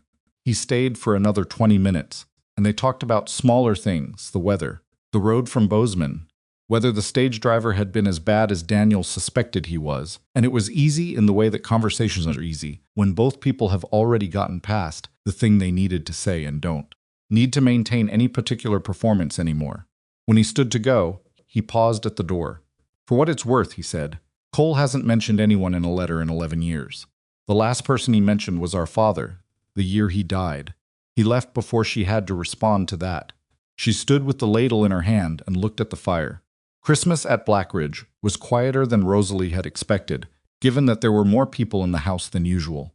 Daniel had brought a bottle of good whiskey from Bozeman, and he and Cole sat by the main house fire on Christmas Eve and talked until late. She could hear the low register of their voices from the kitchen when she was finishing the preparations for the next day. Not the words, just the sound of them. Two men in a room talking in the way of people who have a long history and a complicated relationship to it and have decided, or are deciding, to do better with it. She made shortbread that night.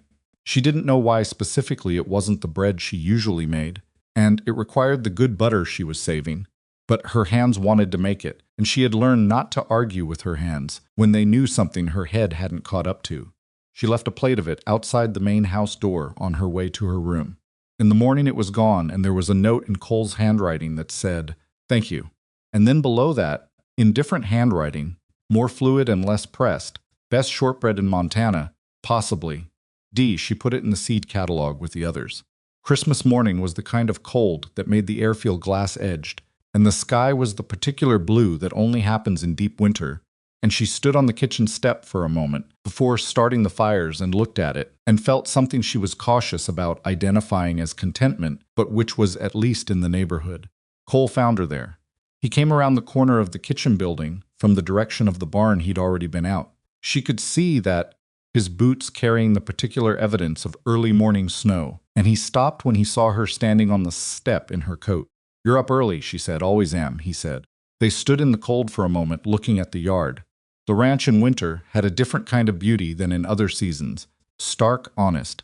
Everything reduced to what it actually was without the softening of green. He took something from his coat pocket and held it out.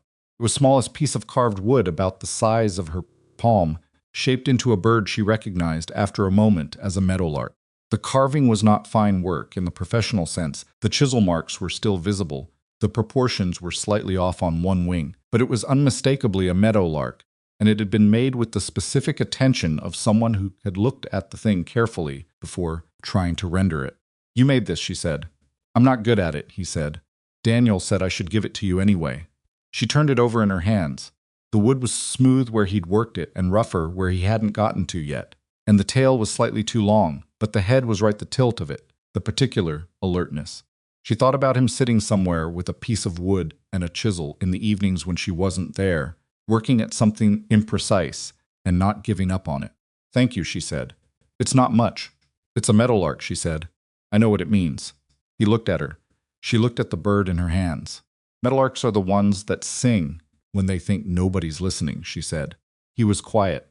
She put the carving in her coat pocket against her hand, where she could feel the carved edges of the wings. "Go get warm," she said. "Breakfast in an hour," he went. She stood on the step one moment more and looked at the winter sky and breathed once, all the way in, all the way out, and then she went inside to start the fires. Daniel left on the 27th. He shook hands with Cole in the yard, and then turned to Rosalie and said, "I'll write to him more often. It'll be easier now that I know what he's writing about." "He's not a good correspondent," she said. "No," Daniel said, "but he's a good man." I should have said that more clearly years ago. He looked at her with the direct quality she'd gotten used to over the 5 days. Take care of each other. He got into the wagon Ernie was driving to town. She watched it go down the ranch road until it turned and disappeared, and then she went back inside. That afternoon she found Cole in the barn, mending a harness with the methodical patience he brought to all repair work. She stood in the barn door and watched him for a moment. He's good, she said, your brother.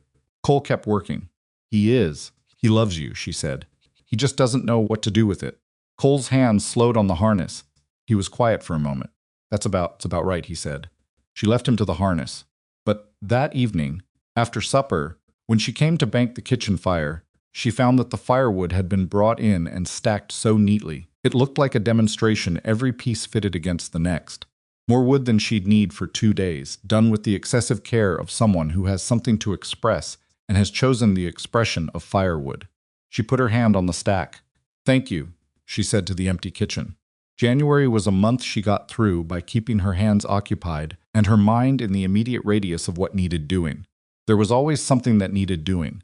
That was the particular mercy of the kind of work she did. It did not give you long stretches of nothing, which were the dangerous territories, the places where the mind went looking for something to worry at. She had written to her mother in early January. This was harder than she'd expected, not because she didn't know what to say, but because she wasn't certain how to say the shape of things. Her mother was a practical woman who had spent 40 years measuring the distance between what she'd hoped for and what she'd gotten, and who had arrived at a kind of weathered philosophy about that distance that Rosalie respected without quite sharing. She wrote that she was well. She wrote that the winter was hard, but the kitchen was warm. She wrote that there was a man. Her mother wrote back in 2 weeks, a letter that was 3 paragraphs long and characteristically precise. The first paragraph asked about the man. The second paragraph said to be careful, not because being careful was always useful, but because Rosalie had a tendency to decide she was not allowed to want things, and if she was going to want something, she should at least know it clearly and not mistake it for something else. The third paragraph contained a recipe for molasses cake and the instruction that the man in question should be made to eat it, because a man who won't eat molasses cake has something wrong with his character. Rosalie read the letter twice and folded it carefully into the seed catalog and made molasses cake on a Thursday. Cole ate 2 pieces without comment. She marked that in the positive column. February brought the first of the trouble, though she didn't know it was the beginning of anything when it happened. She was alone in the kitchen. On a Wednesday evening, the hands had their supper and the yard had gone quiet, and she was finishing the cleaning before bed when she heard the wind change. This was not unusual in February, which was a month that reserved the right to do anything at any time. But this particular change had a quality she registered without immediately naming. Pressure shift. The kind that came before something, not during. Checked the flue damper and banked the fire a degree lower than usual and thought nothing more of it. 2 hours later, sometime past 10, the wind was significant enough that she could hear it. Finding the gaps in the kitchen walls, the ones she'd been asking Ernie to seal since November, and which had not yet been sealed, because Ernie had 15 other things that preceded them in importance. The draft came in under the door and around the window frame, and turned the banked fire unpredictable, pushing the heat sideways instead of up. She should have gone to bed. She almost did. There was bread set to rise, and she'd learned the hard way the previous winter that a sudden temperature drop at the wrong stage would ruin a rise that had taken all day to develop, so she stayed to watch it. She pulled the chair to the side of the stove and sat with the bread on the shelf above her and a blanket she kept on the peg by the door, and she told herself she would sleep in the chair for an hour and check the rise. She did not sleep. The wind grew worse instead of better. Around midnight, the peculiar thing happened. The wind reversed direction. She'd heard Ernie talk about this, a sudden reversal in the Montana wind, a kind of meteorological mistake that pulled the air back in on itself before driving it forward again. What that reversal did to a chimney flue was push the smoke down instead of drawing it up. She felt it before she saw it, a subtle thickening of the air in the kitchen, a different quality to the smell. She stood up from the chair and went to the stove. The damper was in a position she'd set deliberately and carefully, but the reverse draft was working around it. She could see the smoke coming back into the firebox, rather than drawing up through the flue, and she reached for the damper rod to adjust it and caught her sleeve on the edge of the stove in the dark. Catch was brief. She pulled free. The motion pulled a rag from the hook on the stove's side, a drying rag she'd left there, the way she left them every night, the way she'd been leaving them for 3 years without incident, and the rag dropped toward the base of the stove, toward the draft vent at the bottom, where the coals were banked. She moved to catch it. She was not quite fast enough. What happened next happened in the specific compressed time of emergencies, not slow, the way people sometimes said, but condensed, each second containing more information than it normally would. She saw the rag catch at the same moment she reached for it, pulled it back, but the corner was already gone. She held the larger piece and the corner burned on the floor. She stamped at it with her boot. She got most of it. Most. The smoke in the room was thicker now, considerably thicker, the reversal in the flue active and persistent, and the small fire on the floor had caught a piece of sawdust she hadn't known was there, and that had spread sideways toward the wall, where the dried rushes she'd laid against the draft gap were. She grabbed the water pail by the door. It was low. Wednesday was a light water day, and she hadn't refilled it before the wind changed. She threw what was there at the base of the wall. It was not enough. She needed more, and the well was in the yard, and the wind outside was pulling at the door with the specific force of something committed, and by the time she got the door open and got to the well and got back, the wall would have moved past the point of recovery. She reached above the basin for the reserve pail. The smoke hit her then fully in the face, dense enough to fold her over. She stepped back, and her boot found the wet floor where the water had spilled, and she went down, not entirely but enough to lose her footing, enough to catch herself against the edge of the stove with her arm, enough to land on her knee on the warped floor plank that she'd meant to fix for months. Pain went through her knee in a white line. She got up. She was coughing. The smoke was thick enough now that the room had a ceiling of it, visible in the firelight, dropping lower. She went for the door. The door had swung back in the wind. The latch, the one Cole had fixed in October, she registered this with strange clarity. The latch was engaged. Properly engaged. The very repair that had made it work correctly was now holding it shut against the wind's pressure from outside. She grabbed the handle and pulled, and the door resisted her, and she pulled again with both hands, and it moved 3 inches, and the wind held it. She was on her knees pulling. The smoke was at her level now. She heard wood catch, that specific crack of dry old wood finding fire from the direction of the interior wall, the gap she'd tried to keep sealed with the rushes. And she knew that sound and what it meant, and she pulled at the door once more with everything she had. The smoke took her, not all at once. A progressive thing first, the edges of her vision, then the center, then the specific failure of the body to maintain its own urgency. She was aware of sliding. She was aware of the floor. It was warmer than it should be, and smelled of old wood and smoke. And something underneath that was the accumulated evidence of 3 years of cooking bread and venison and coffee and sugar and all the ordinary materials of daily life. Thoughts, with some portion of whatever remained available. For thought, I didn't answer him. She hadn't answered yet. Then she didn't think anything. Cole heard it from the main house. Not the fire directly, it was too early for the fire to be audible from that distance, but the sound of the door.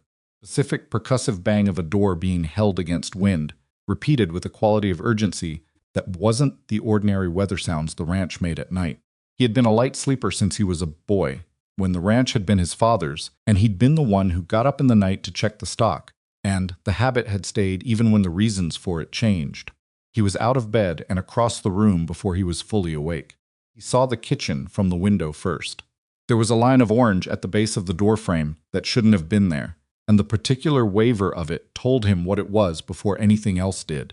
He went out of the house without his coat.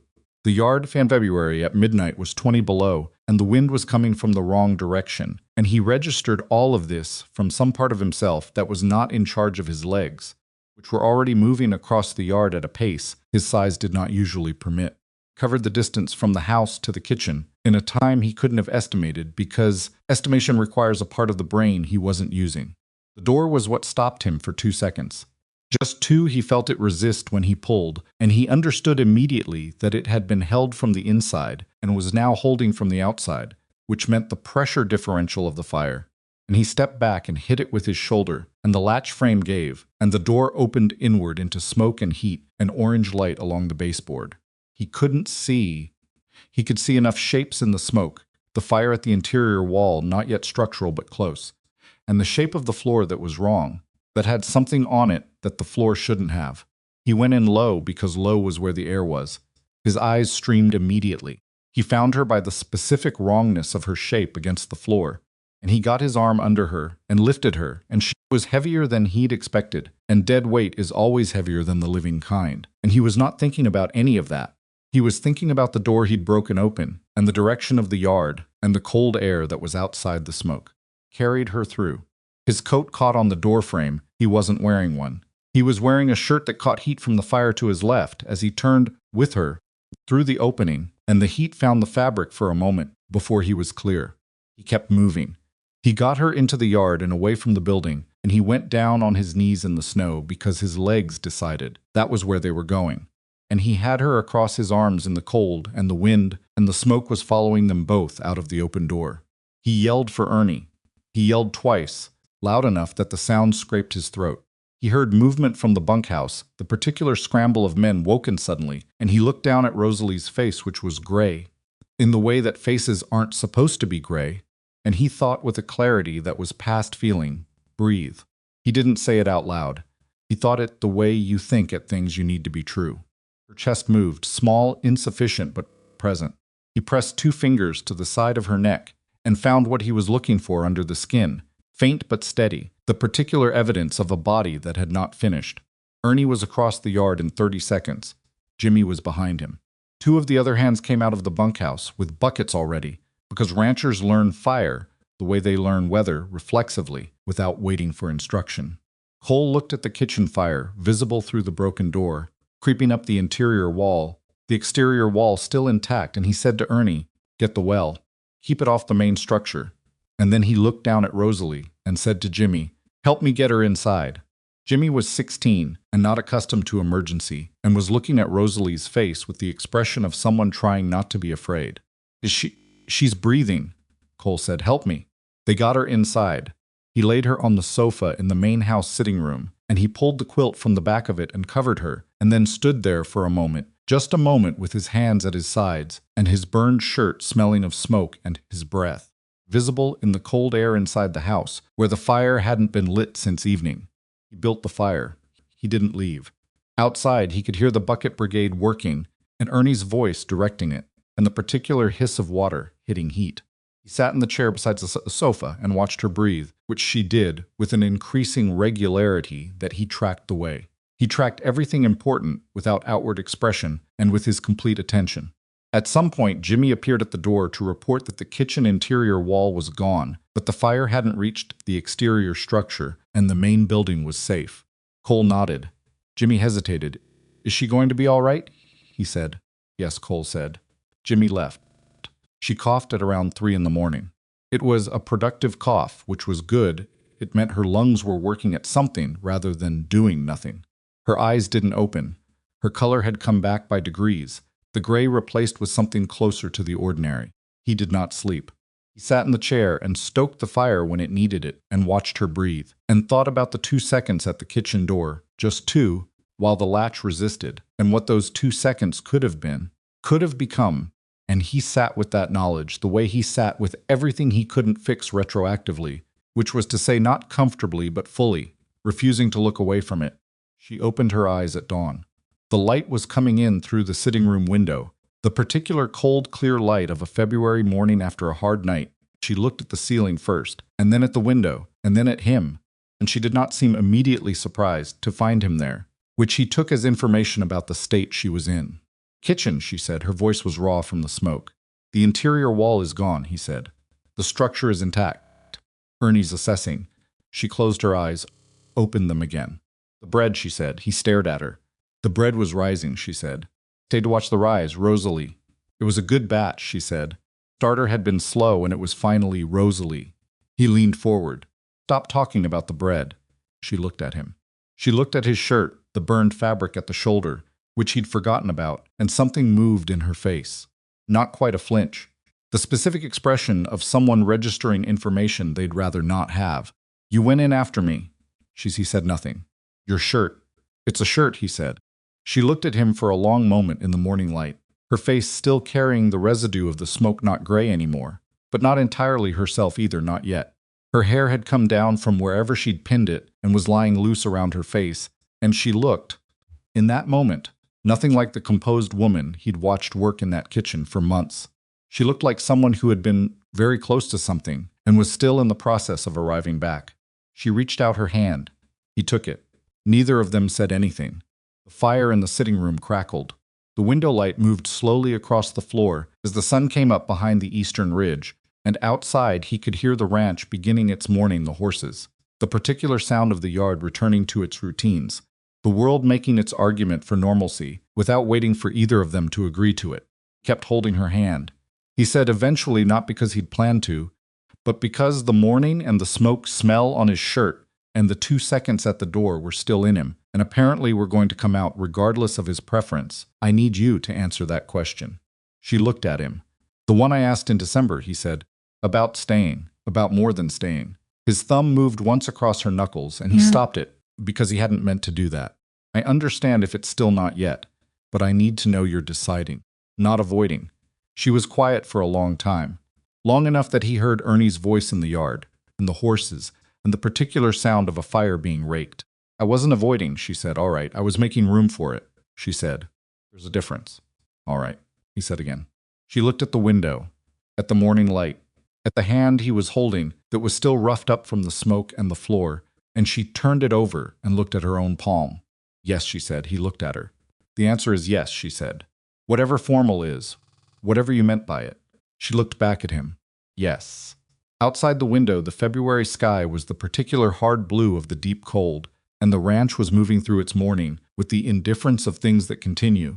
And Cole Maddox sat in the chair beside the sofa and held Rosalie Boone's hand and did not say anything for a moment, because there was nothing useful to say, and because some things he had learned you honor better by letting them be what they are than by putting words around them. All right, he said finally. His voice was different slightly, in a way he couldn't have described. All right, she said. She closed her eyes. He stayed. She spent 3 days in the main house before she was ready to move under her own authority again. This was harder than the smoke had been, in its way. The smoke had been an event, discreet, survivable, finished.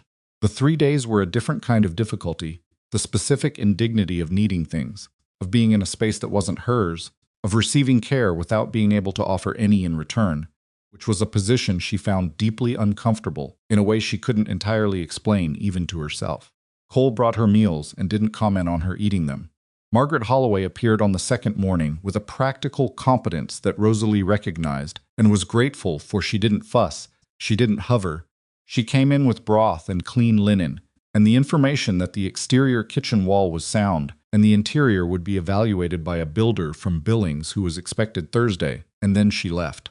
On the third morning, Rosalie got up at 5 and went to the basin and looked at herself in the small mirror Margaret had placed there, which was a courtesy she hadn't asked for and didn't usually need. Her face had recovered its color. Her voice was still slightly rough at the edges, she'd know. It was better when it stopped catching on the first word of a sentence, but the rest of her felt, if not quite normal, then functional. That was enough. She dressed and went to the kitchen, or what remained of it. The exterior walls stood. The roof held. The interior north wall, the one that had caught first, the one with the rush-stuffed gap she'd meant to properly fix, was gone down to the studs, and the ceiling above it was scorched and bowed in a way that made Ernie's assessment clear without him saying it. The floor was black where the fire had spread along the baseboard. The shelf where the bread had been rising was warped and tilted and empty. The stove itself had survived, which was either luck or the specific stubbornness of cast iron. Stood in the doorway for a long time. She wasn't devastated, exactly. She examined the feeling carefully, the way she examined most things, looking for what it actually was, rather than what she expected it to be, and found something more complicated than devastation. Grief for the specific texture of the place. Yes. The particular quality of a room where she'd spent thousands of hours, where the walls knew her routines, where the window at the right angle showed the mountains. But underneath that, something that surprised her, a kind of release. Like the fire had made a decision she hadn't known she was waiting to make. She heard boots behind her. Cole came and stood beside her in the doorway. He looked at it the same way she was looking at it directly, without flinching. The builder from Billings comes Thursday, he said. Margaret told me, I want to talk to you before he gets here. She turned to look at him. He was in his work coat, already carrying the evidence of a morning that had started before hers, a slight frost on his collar, The particular set of someone who'd been out in the cold long enough for it to settle in. His shoulder, she noticed, was moving normally.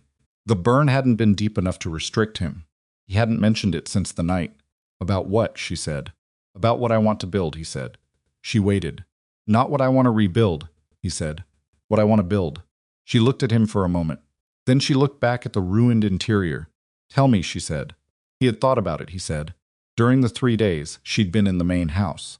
He'd been out in the mornings early and working late, which was his manner of processing physical work as the container for thoughts that needed containment, and he'd arrived at something that he presented to her the way he presented most things, without decoration, in the terms of its actual structure. He wanted to tear down what remained of the existing building. Not repair it, not patch it, take it down to the ground and start from nothing. He wanted to build something with timber and stone, the granite from the creek bed and the lodgepole pine from the north slope, which was his timber, and had been, for years, more than he'd ever managed to use. Something with wide windows south-facing to catch the winter light. A real hearth, not the functional stove that had served the previous kitchen, but a proper hearth, built for the room, with a fireback and a proper draw. Long tables, enough for 20 people. A kitchen that was built around how food was actually made, not around what was cheapest to construct. He had been thinking about a name.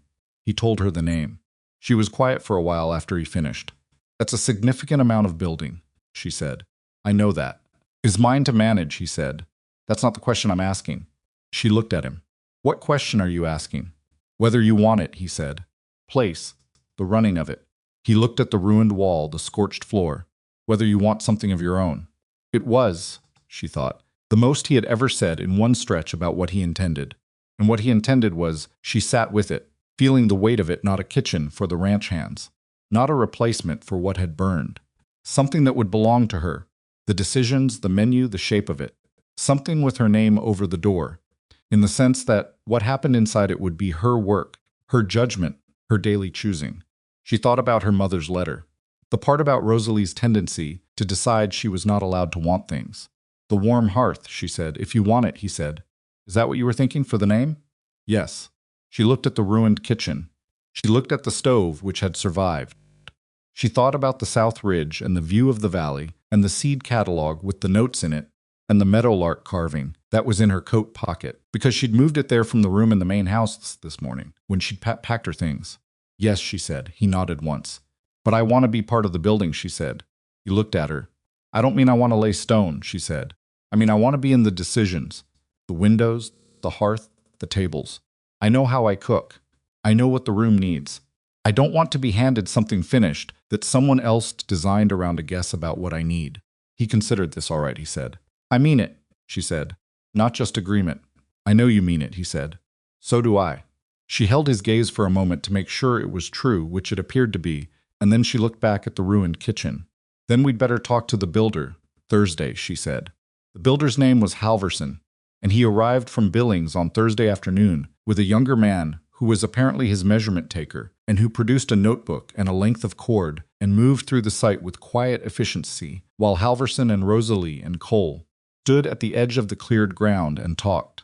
Halverson was a compact man in his 50s with a white beard and the hands of someone who had built things with them for a long time and intended to keep doing so. He looked at the existing structure, he looked at the footprint, and he said 3 things that Rosalie wrote down in her own notebook, the one she'd started keeping after her conversation with Cole, in which she'd been collecting the measurements and requirements that she'd been assembling in her head for 3 years without knowing she was assembling them. He said the existing footprint could be expanded to the south without compromising the drainage from the yard. He said lodgepole pine was sound for framing, and the creek granite was workable if they pulled it from section of the creek bed, which he'd need to see. He said the hearth she described central to the room, with a proper fireback and a secondary flue. Some kitchen work was possible, but would add 3 weeks to the construction timeline and cost more than he'd initially estimated. Do it properly or don't do it, Rosalie said. Halverson looked at her. He looked at Cole. Cole made no expression, which Halverson seemed to correctly interpret as agreement. Properly, Halverson said. Right. They spent 2 hours going over the plan.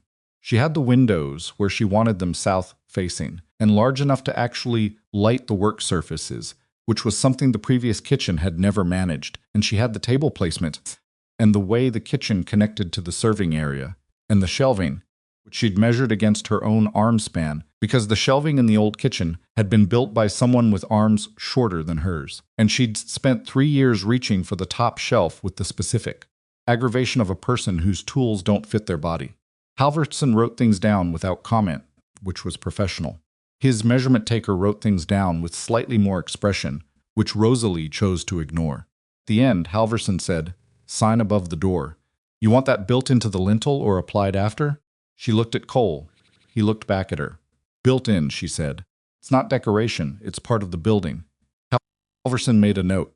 The marriage happened in March. It was not a large event, which suited both of them. Daniel came back from Bozeman, which was the gesture she appreciated. Most he'd made the winter trip once already, and March in Montana was not a more forgiving month. And he came anyway with the same leather satchel and the same quick eyes and the wire-rimmed spectacles and a bottle of something considerably better than the Christmas whiskey. Margaret Holloway was there, Ernie and his wife, Jimmy, who had washed his face and located a clean shirt that almost fit and looked, in the scrubbed sincerity of 16 years old, trying to be appropriate, like something her younger brothers might have grown into. She found him so endearing for about 40 seconds that she had to look away before it showed. The ceremony was brief and was conducted by the justice of the peace from town, a man named Aldous who had been performing these functions for 20 years with the efficiency of someone who understood that the legal portion of a marriage was not the significant portion and had adjusted his approach accordingly. She wore her blue dress, the good one with the small buttons at the wrist. Cole wore his good coat, which was cleaner than usual, and he stood beside her and said the words in a voice that was the same as his ordinary voice, which she found she preferred to the alternative, the performance of solemnity, the borrowed gravity of a formal occasion. He meant it in the same tone he used to report the weather, which meant he meant it the same way he meant everything, without excess and without reservation. She meant it the same way. When it was finished, Daniel shook Cole's hand and then turned to her and said, "Welcome to the abbreviated family." And then he said, very quietly, while Cole was talking to Ernie, "He's been better. These past months, I want you to know I can see that." She didn't know what to say to that. "He's been working at it," she said. "So have you," Daniel said. She thought about saying it wasn't the same kind of work. She thought about saying that what Cole was working against was internal, which was the harder direction, and that what she was working against was mostly external, which left more room to breathe. She decided not to say any of it. "He loves you," Daniel said. "He doesn't know how to say it directly. He probably never will. But I wanted to say it plainly since he won't." She looked at her husband, which was a word that was going to require some adjustment, before it felt like ordinary usage, standing in the main house room in his good coat, talking to Ernie with his hands behind his back. She thought about notes under stones and repaired benches and barrels of apples, and a meadowlark carved from wood with the wing slightly wrong. "I know," she said. Building began in April. The ground had to dry enough for the foundation, and that took the first 3 weeks of the month, during which Halverson and his man were at the ranch every day taking measurements and directing the stone hauling from the creek bed, which involved a great deal of heavy work and a quantity of mud that made the yard look like it had sustained a specific kind of catastrophic event, rather than a controlled construction project. Rosalie cooked out of the main house kitchen during the build, which was functional but not hers. She moved through it with the particular care of someone operating in borrowed space. Not quite at ease, not quite wrong. Margaret was generous about it. The arrangement was temporary, and they both knew it, and the knowledge gave it a quality of tolerance that permanent arrangements didn't have. She was in the yard every day that Halverson was there. She walked the framing when the walls went up, stood inside the skeleton of the place with the April wind coming through the open studs, and looked at where the windows would be and where the hearth would sit, and felt the room taking shape around her. It was strange and specific, the feeling of a space being built around knowledge she'd accumulated in a different space. She'd spent 3 years learning what the old kitchen needed and hadn't had, and now those 3 years were being translated into timber and stone, and the translation was imperfect in places she'd ask for a change. And Halverson would explain why that particular change was structurally inconvenient, and they'd negotiate towards something that was better than either of their original positions, which she found she didn't mind. Negotiation was just two people being honest about what they needed. Cole came to the site most evenings. He'd stand at the edge of the framing and look at it in the way she'd seen him. Look at everything he'd built, not with pride, exactly, but with specific attention of someone taking responsibility for what was going up. Occasionally he'd talk to Halverson about a detail. Occasionally he'd talk to her. Mostly he'd just stand there for a while, the way he stood at the kitchen door in the mornings. Present in the particular way that was his form of participation. One evening in late April, when the walls were up and the roof framing had started, she came to find him at the site after supper, and he was doing something she hadn't expected.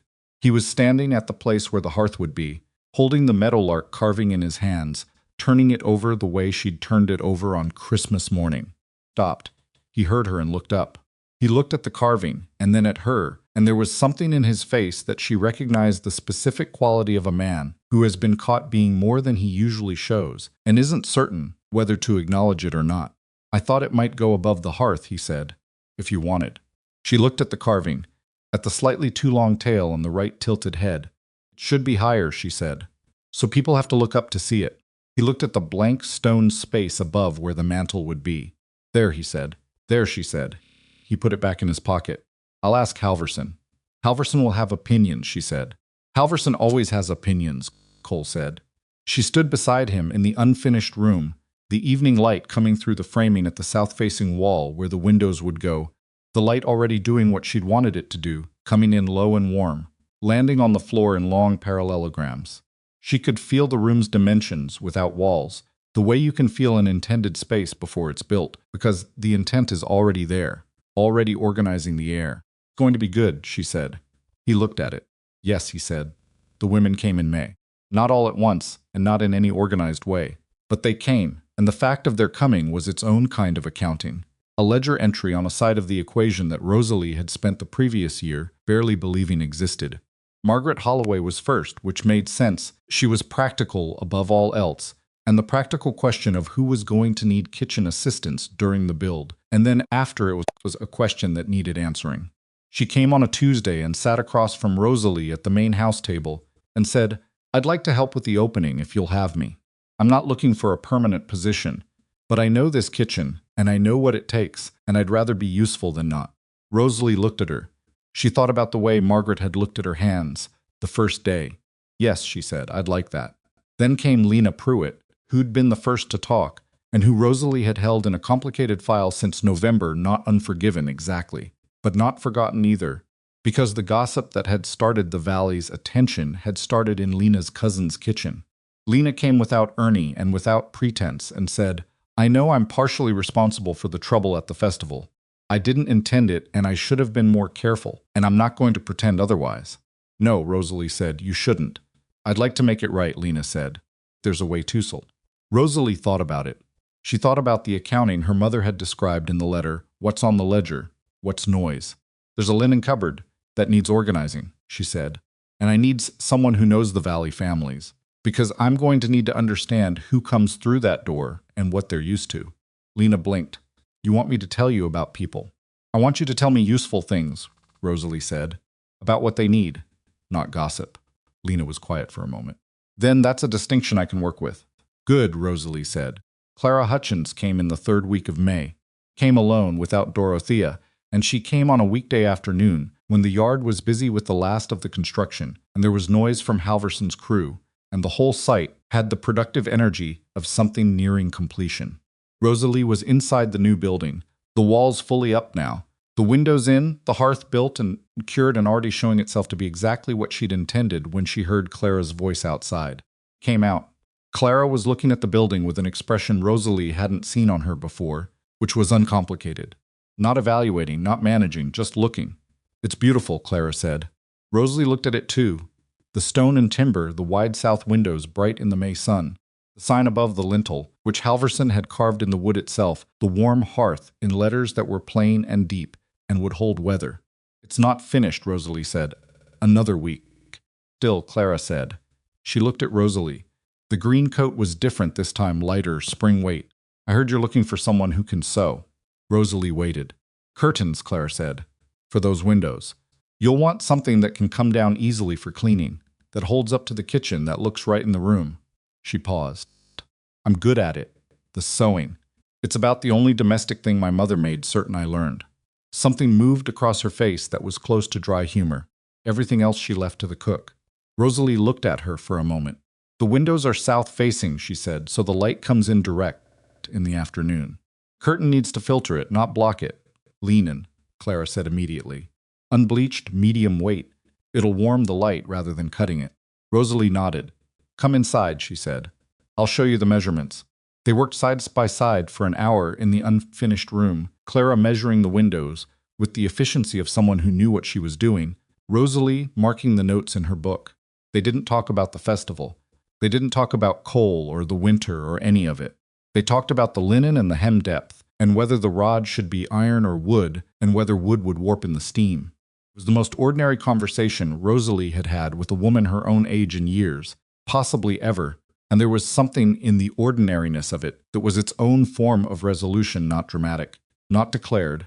Just two women in a room talking about curtains and meaning something else entirely, and both of them knowing it, and neither of them needing to say so. The Warm Hearth opened on the first Saturday of June. It was not an event in the sense that Rosalie had not planned it as one. She had planned a meal, a proper one, the kind of meal that said, this is what this place is. This is the quality and the intention. Come and see. She had the venison from Cole's hunters and the bread from her starter, which had survived the fire in the main house, where she'd moved it in a covered crock and which had recovered its character over the winter, with the patience that starters tended to show when you gave them time and consistency.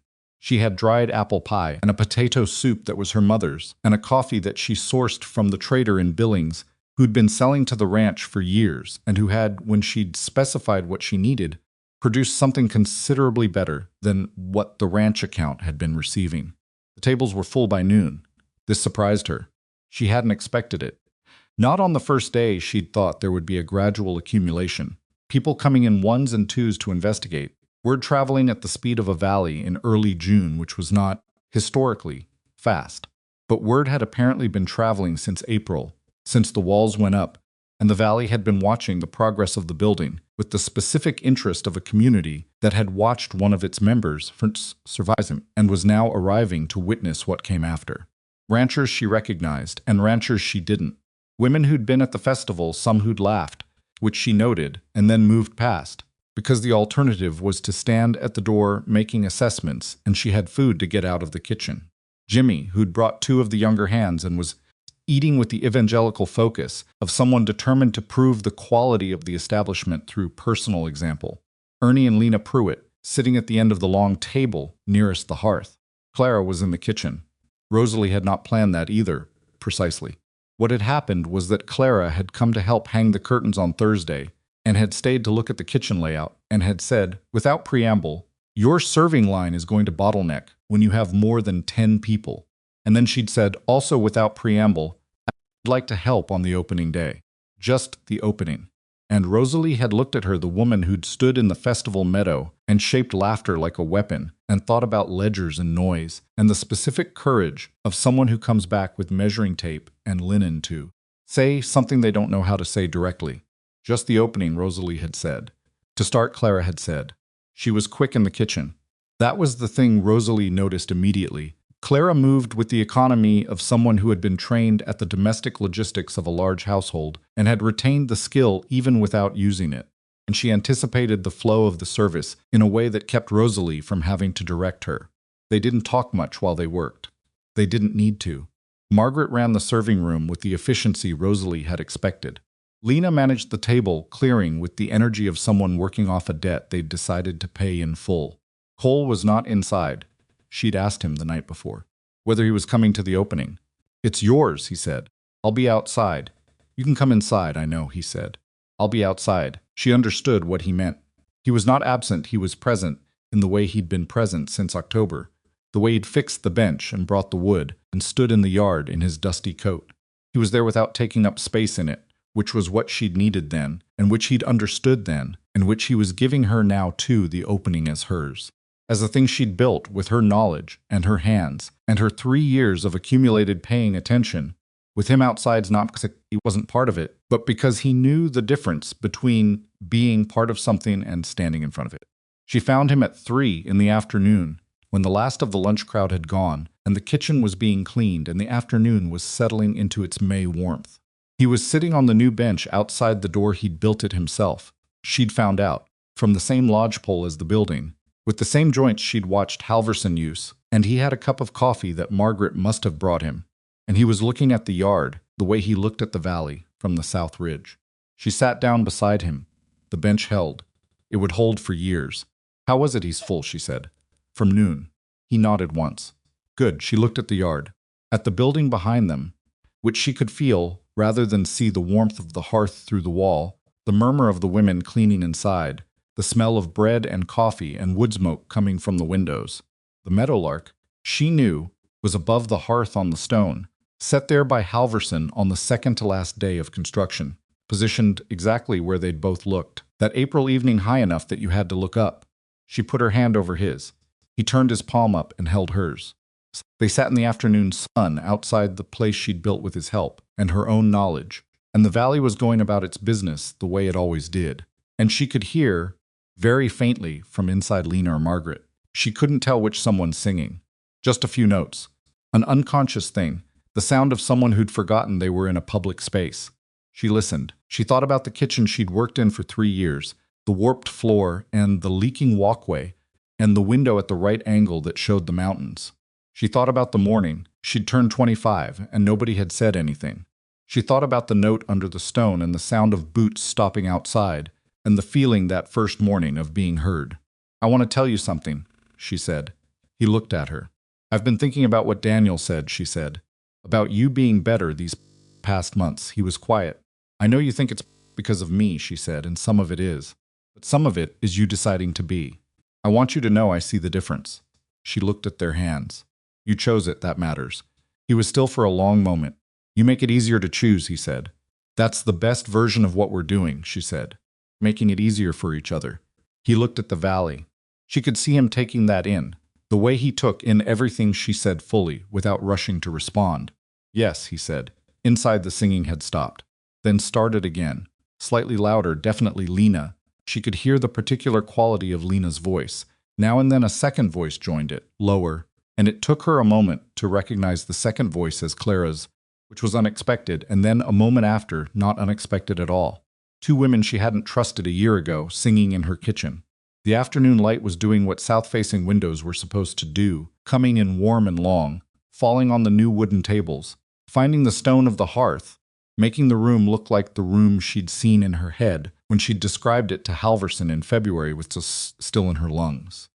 She sat on the bench Cole had built and held his hand and listened to the singing, and felt not finished, because nothing was finished, because everything was beginning in the specific sense that things are beginning when they finally become what they were meant to be, but arrived. She was here. This was hers. And the man beside her, who had stopped outside a kitchen on an October morning because he heard someone singing when they thought nobody was listening, was exactly who she'd decided he was.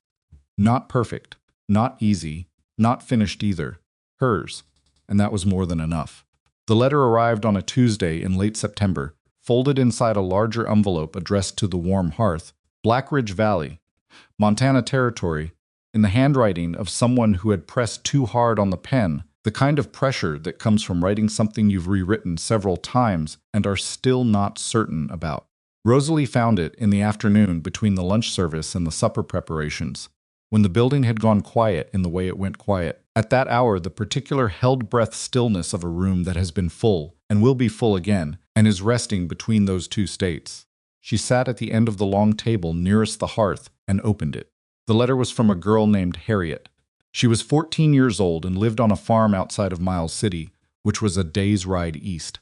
She wrote that she had heard about the Warm Hearth from her father, who had passed through the valley on cattle business in the summer and had eaten there and come home and described it to the family at supper. She wrote that she had heard there was a woman who ran it who had been mocked and laughed at and had built something anyway. She wrote, I sing. I have always sung. My mother says it is the best thing about me, and my brother says it is embarrassing, and the girls at school say I sound like I am showing off even when I am only singing to myself. Last month I sang at the Harvest Social, and 2 of the older girls laughed during it, and I stopped in the middle, and I have not sung since, and I do not know if I will again. I am writing to you because I do not know who else to write to. I am sorry if this is a strange thing to send to someone you have never met. Rosalie read it twice. She sat for a while with the letter in her hands and looked at the hearth, where the fire was doing what good hearth fires do in late afternoon, burning steadily, without drama, giving off heat that was felt rather than seen. The meadowlark was above it, on the stone, exactly where she and Cole had looked that April evening. Its head was tilted at the right angle. The wing was still slightly wrong. She got up and went to the kitchen and found paper and a pen. She sat at the work table, the one nearest the south window, where the September light came in long and warm at this hour, and she thought about what to say. She had written letters before. She was not a natural writer the way she was a natural cook. Writing required her to be deliberate in a way that cooking didn't. To locate things she mostly kept in motion. She thought about the Harvest Social in Miles City, and a girl stopping in the middle of a song, and the specific quality of that silence, the way it fills with other people's noise. She knew that silence. She had lived in it for years. She wrote for 40 minutes. She crossed things out and rewrote them, and crossed them out again, which was not her usual method, but which this particular letter required. When she was finished, she read it back and found it imperfect in several places, which she decided was appropriate. Perfect letter would not have been honest, and she was not interested in sending Harriet something dishonest. She wrote, "The girls who laughed at you were not laughing at your singing. They were laughing because your singing made them feel something they didn't know what to do with. And it is easier to laugh at a thing than to sit with the feeling it gives you. That is not an excuse for them. It is just what is true." She wrote, "I cannot tell you that it stops.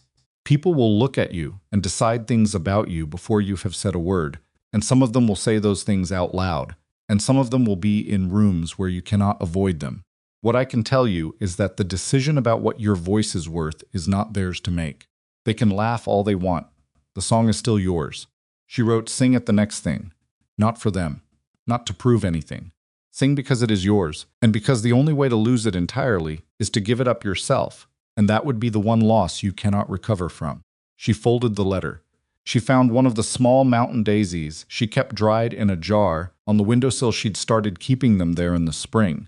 For no particular reason she'd examined, and had kept replenishing them through the summer, and she tucked it inside the fold. She addressed the envelope to Miss Harriet, care of the farm outside Miles City, which was enough of an address to travel on. She gave it to the trader's driver the next morning when he came through. She didn't tell Cole about the letter immediately. Not because she was keeping it from him. She had stopped keeping things from him around the time she'd unpacked her bag the second time, which was a decision she'd made without ceremony and maintained without difficulty, because secrecy required energy she'd rather spend elsewhere. She simply needed to sit with it for a few days, the way she sat with things that mattered, before she put them into the air where other people could have opinions about them. She told him on a Friday evening. They were sitting in the main house after supper. They still ate there most evenings, the two of them, though the Warm Hearth was where they spent most of the day, and the supper had the quality of a thing they did, because it was theirs, rather than because circumstances required it. Cole had coffee and she had tea, and the fire was the only light in the room, which was, she had decided over the months, her favorite quality of evenings, the fire making everything in the room approximate and warm, nothing too sharp. All the edges of the day softened. She told him about the letter. She told him what Harriet had written, and what she'd written back. He listened the way he listened, to everything she said without interrupting, without shaping his response while she was still talking, which was rarer than it should be in people, and which she had learned to value in exact proportion to its rarity. When she finished, he was quiet for a moment. "She'll write back," he said. "Maybe. She will," he said. She wrote to someone she didn't know because she needed to. People who do that are looking for something specific, and when they find it, they come back. She looked at him. "When did you become an authority on letters?"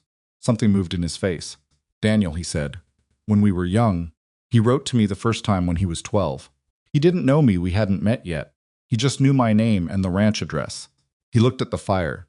He wrote because he wanted to know if I was like their father." She hadn't heard this before. "What did you write back?"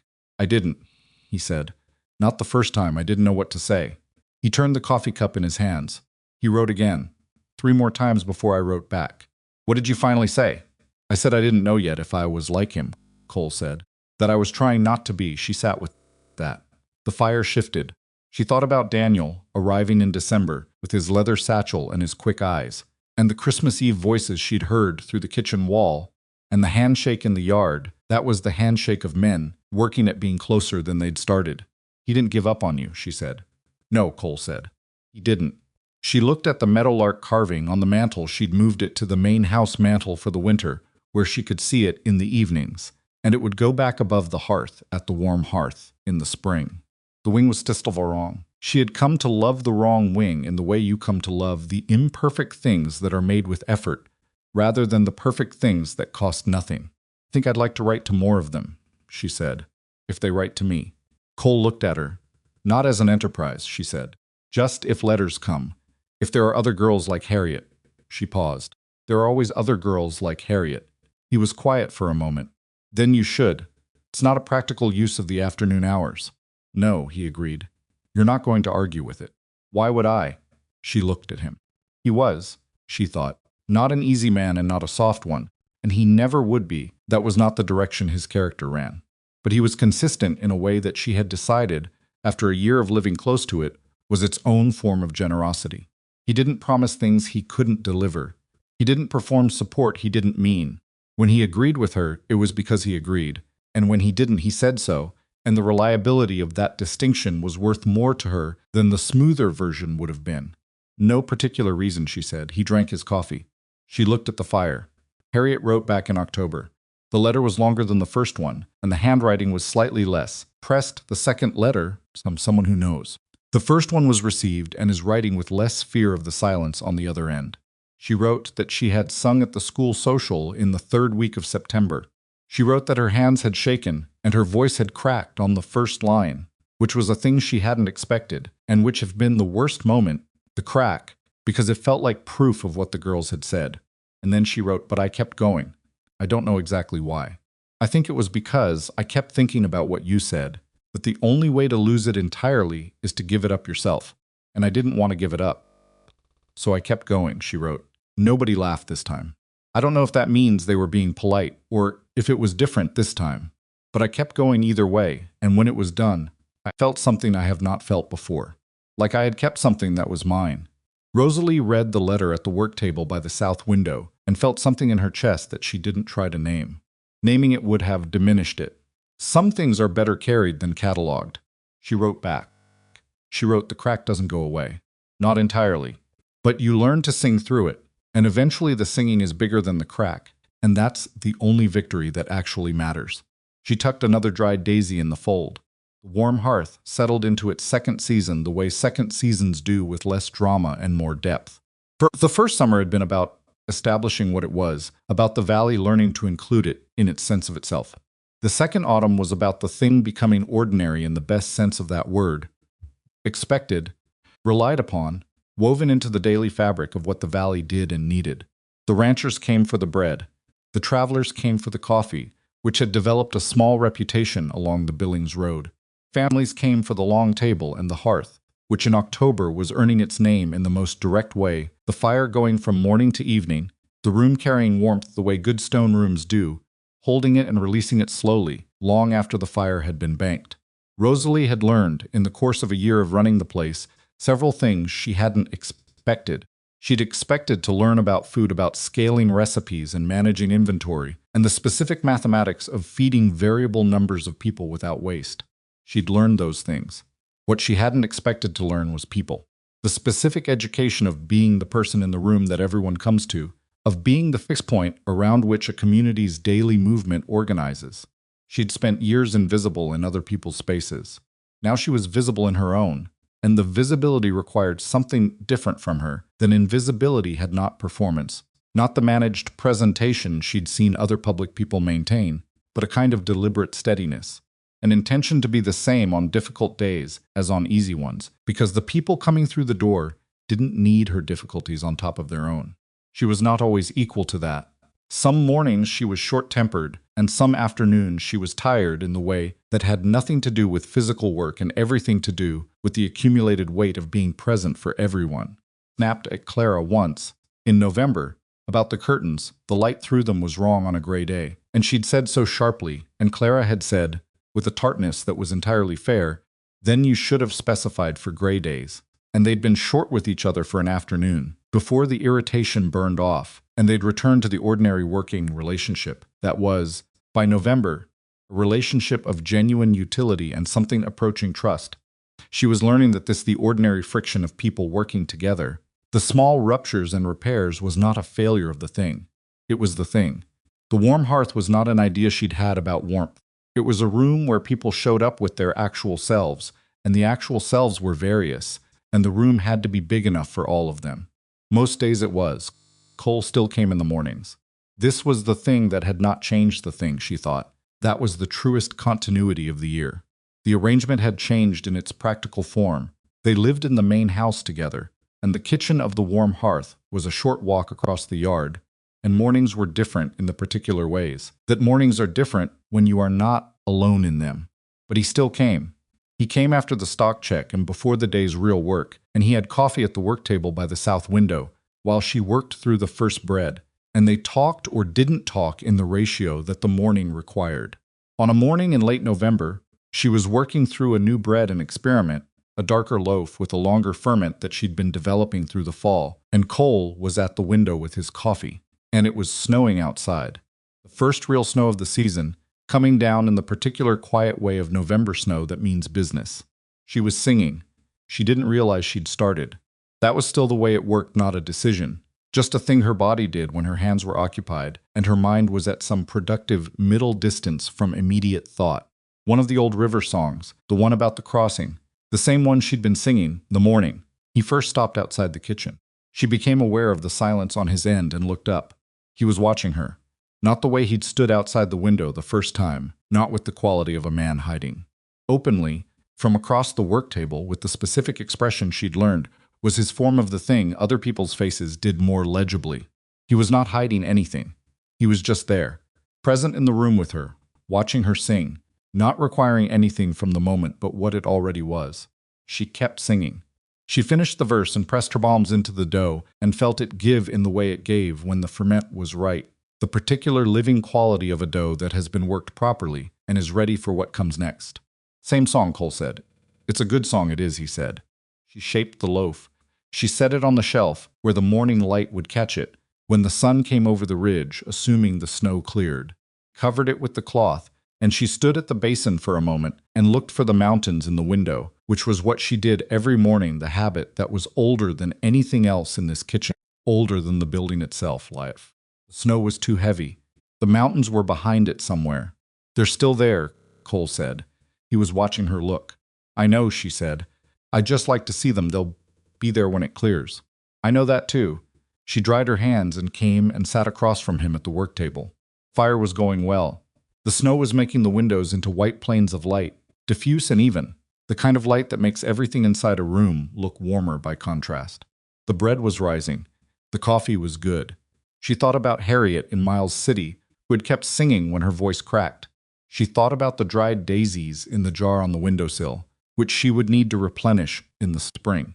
She thought about Daniel's letter, which had arrived the previous week, and which contained, among other things, the information that he was considering a position in Helena, which was considerably closer than Bozeman, and that he would be coming in December again, which Cole had read with the expression of someone who is not going to say they are pleased, but clearly is. Thought about the meadowlark above the hearth, with its wrong wing, which she could not see from here, but which she knew was there, high enough that you had to look up. There was a thing she had spent a long time believing about herself, without ever quite stating it plainly.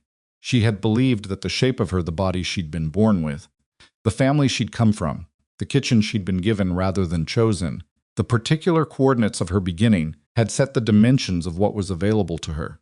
Not consciously. She would have argued against it if you'd said it plainly.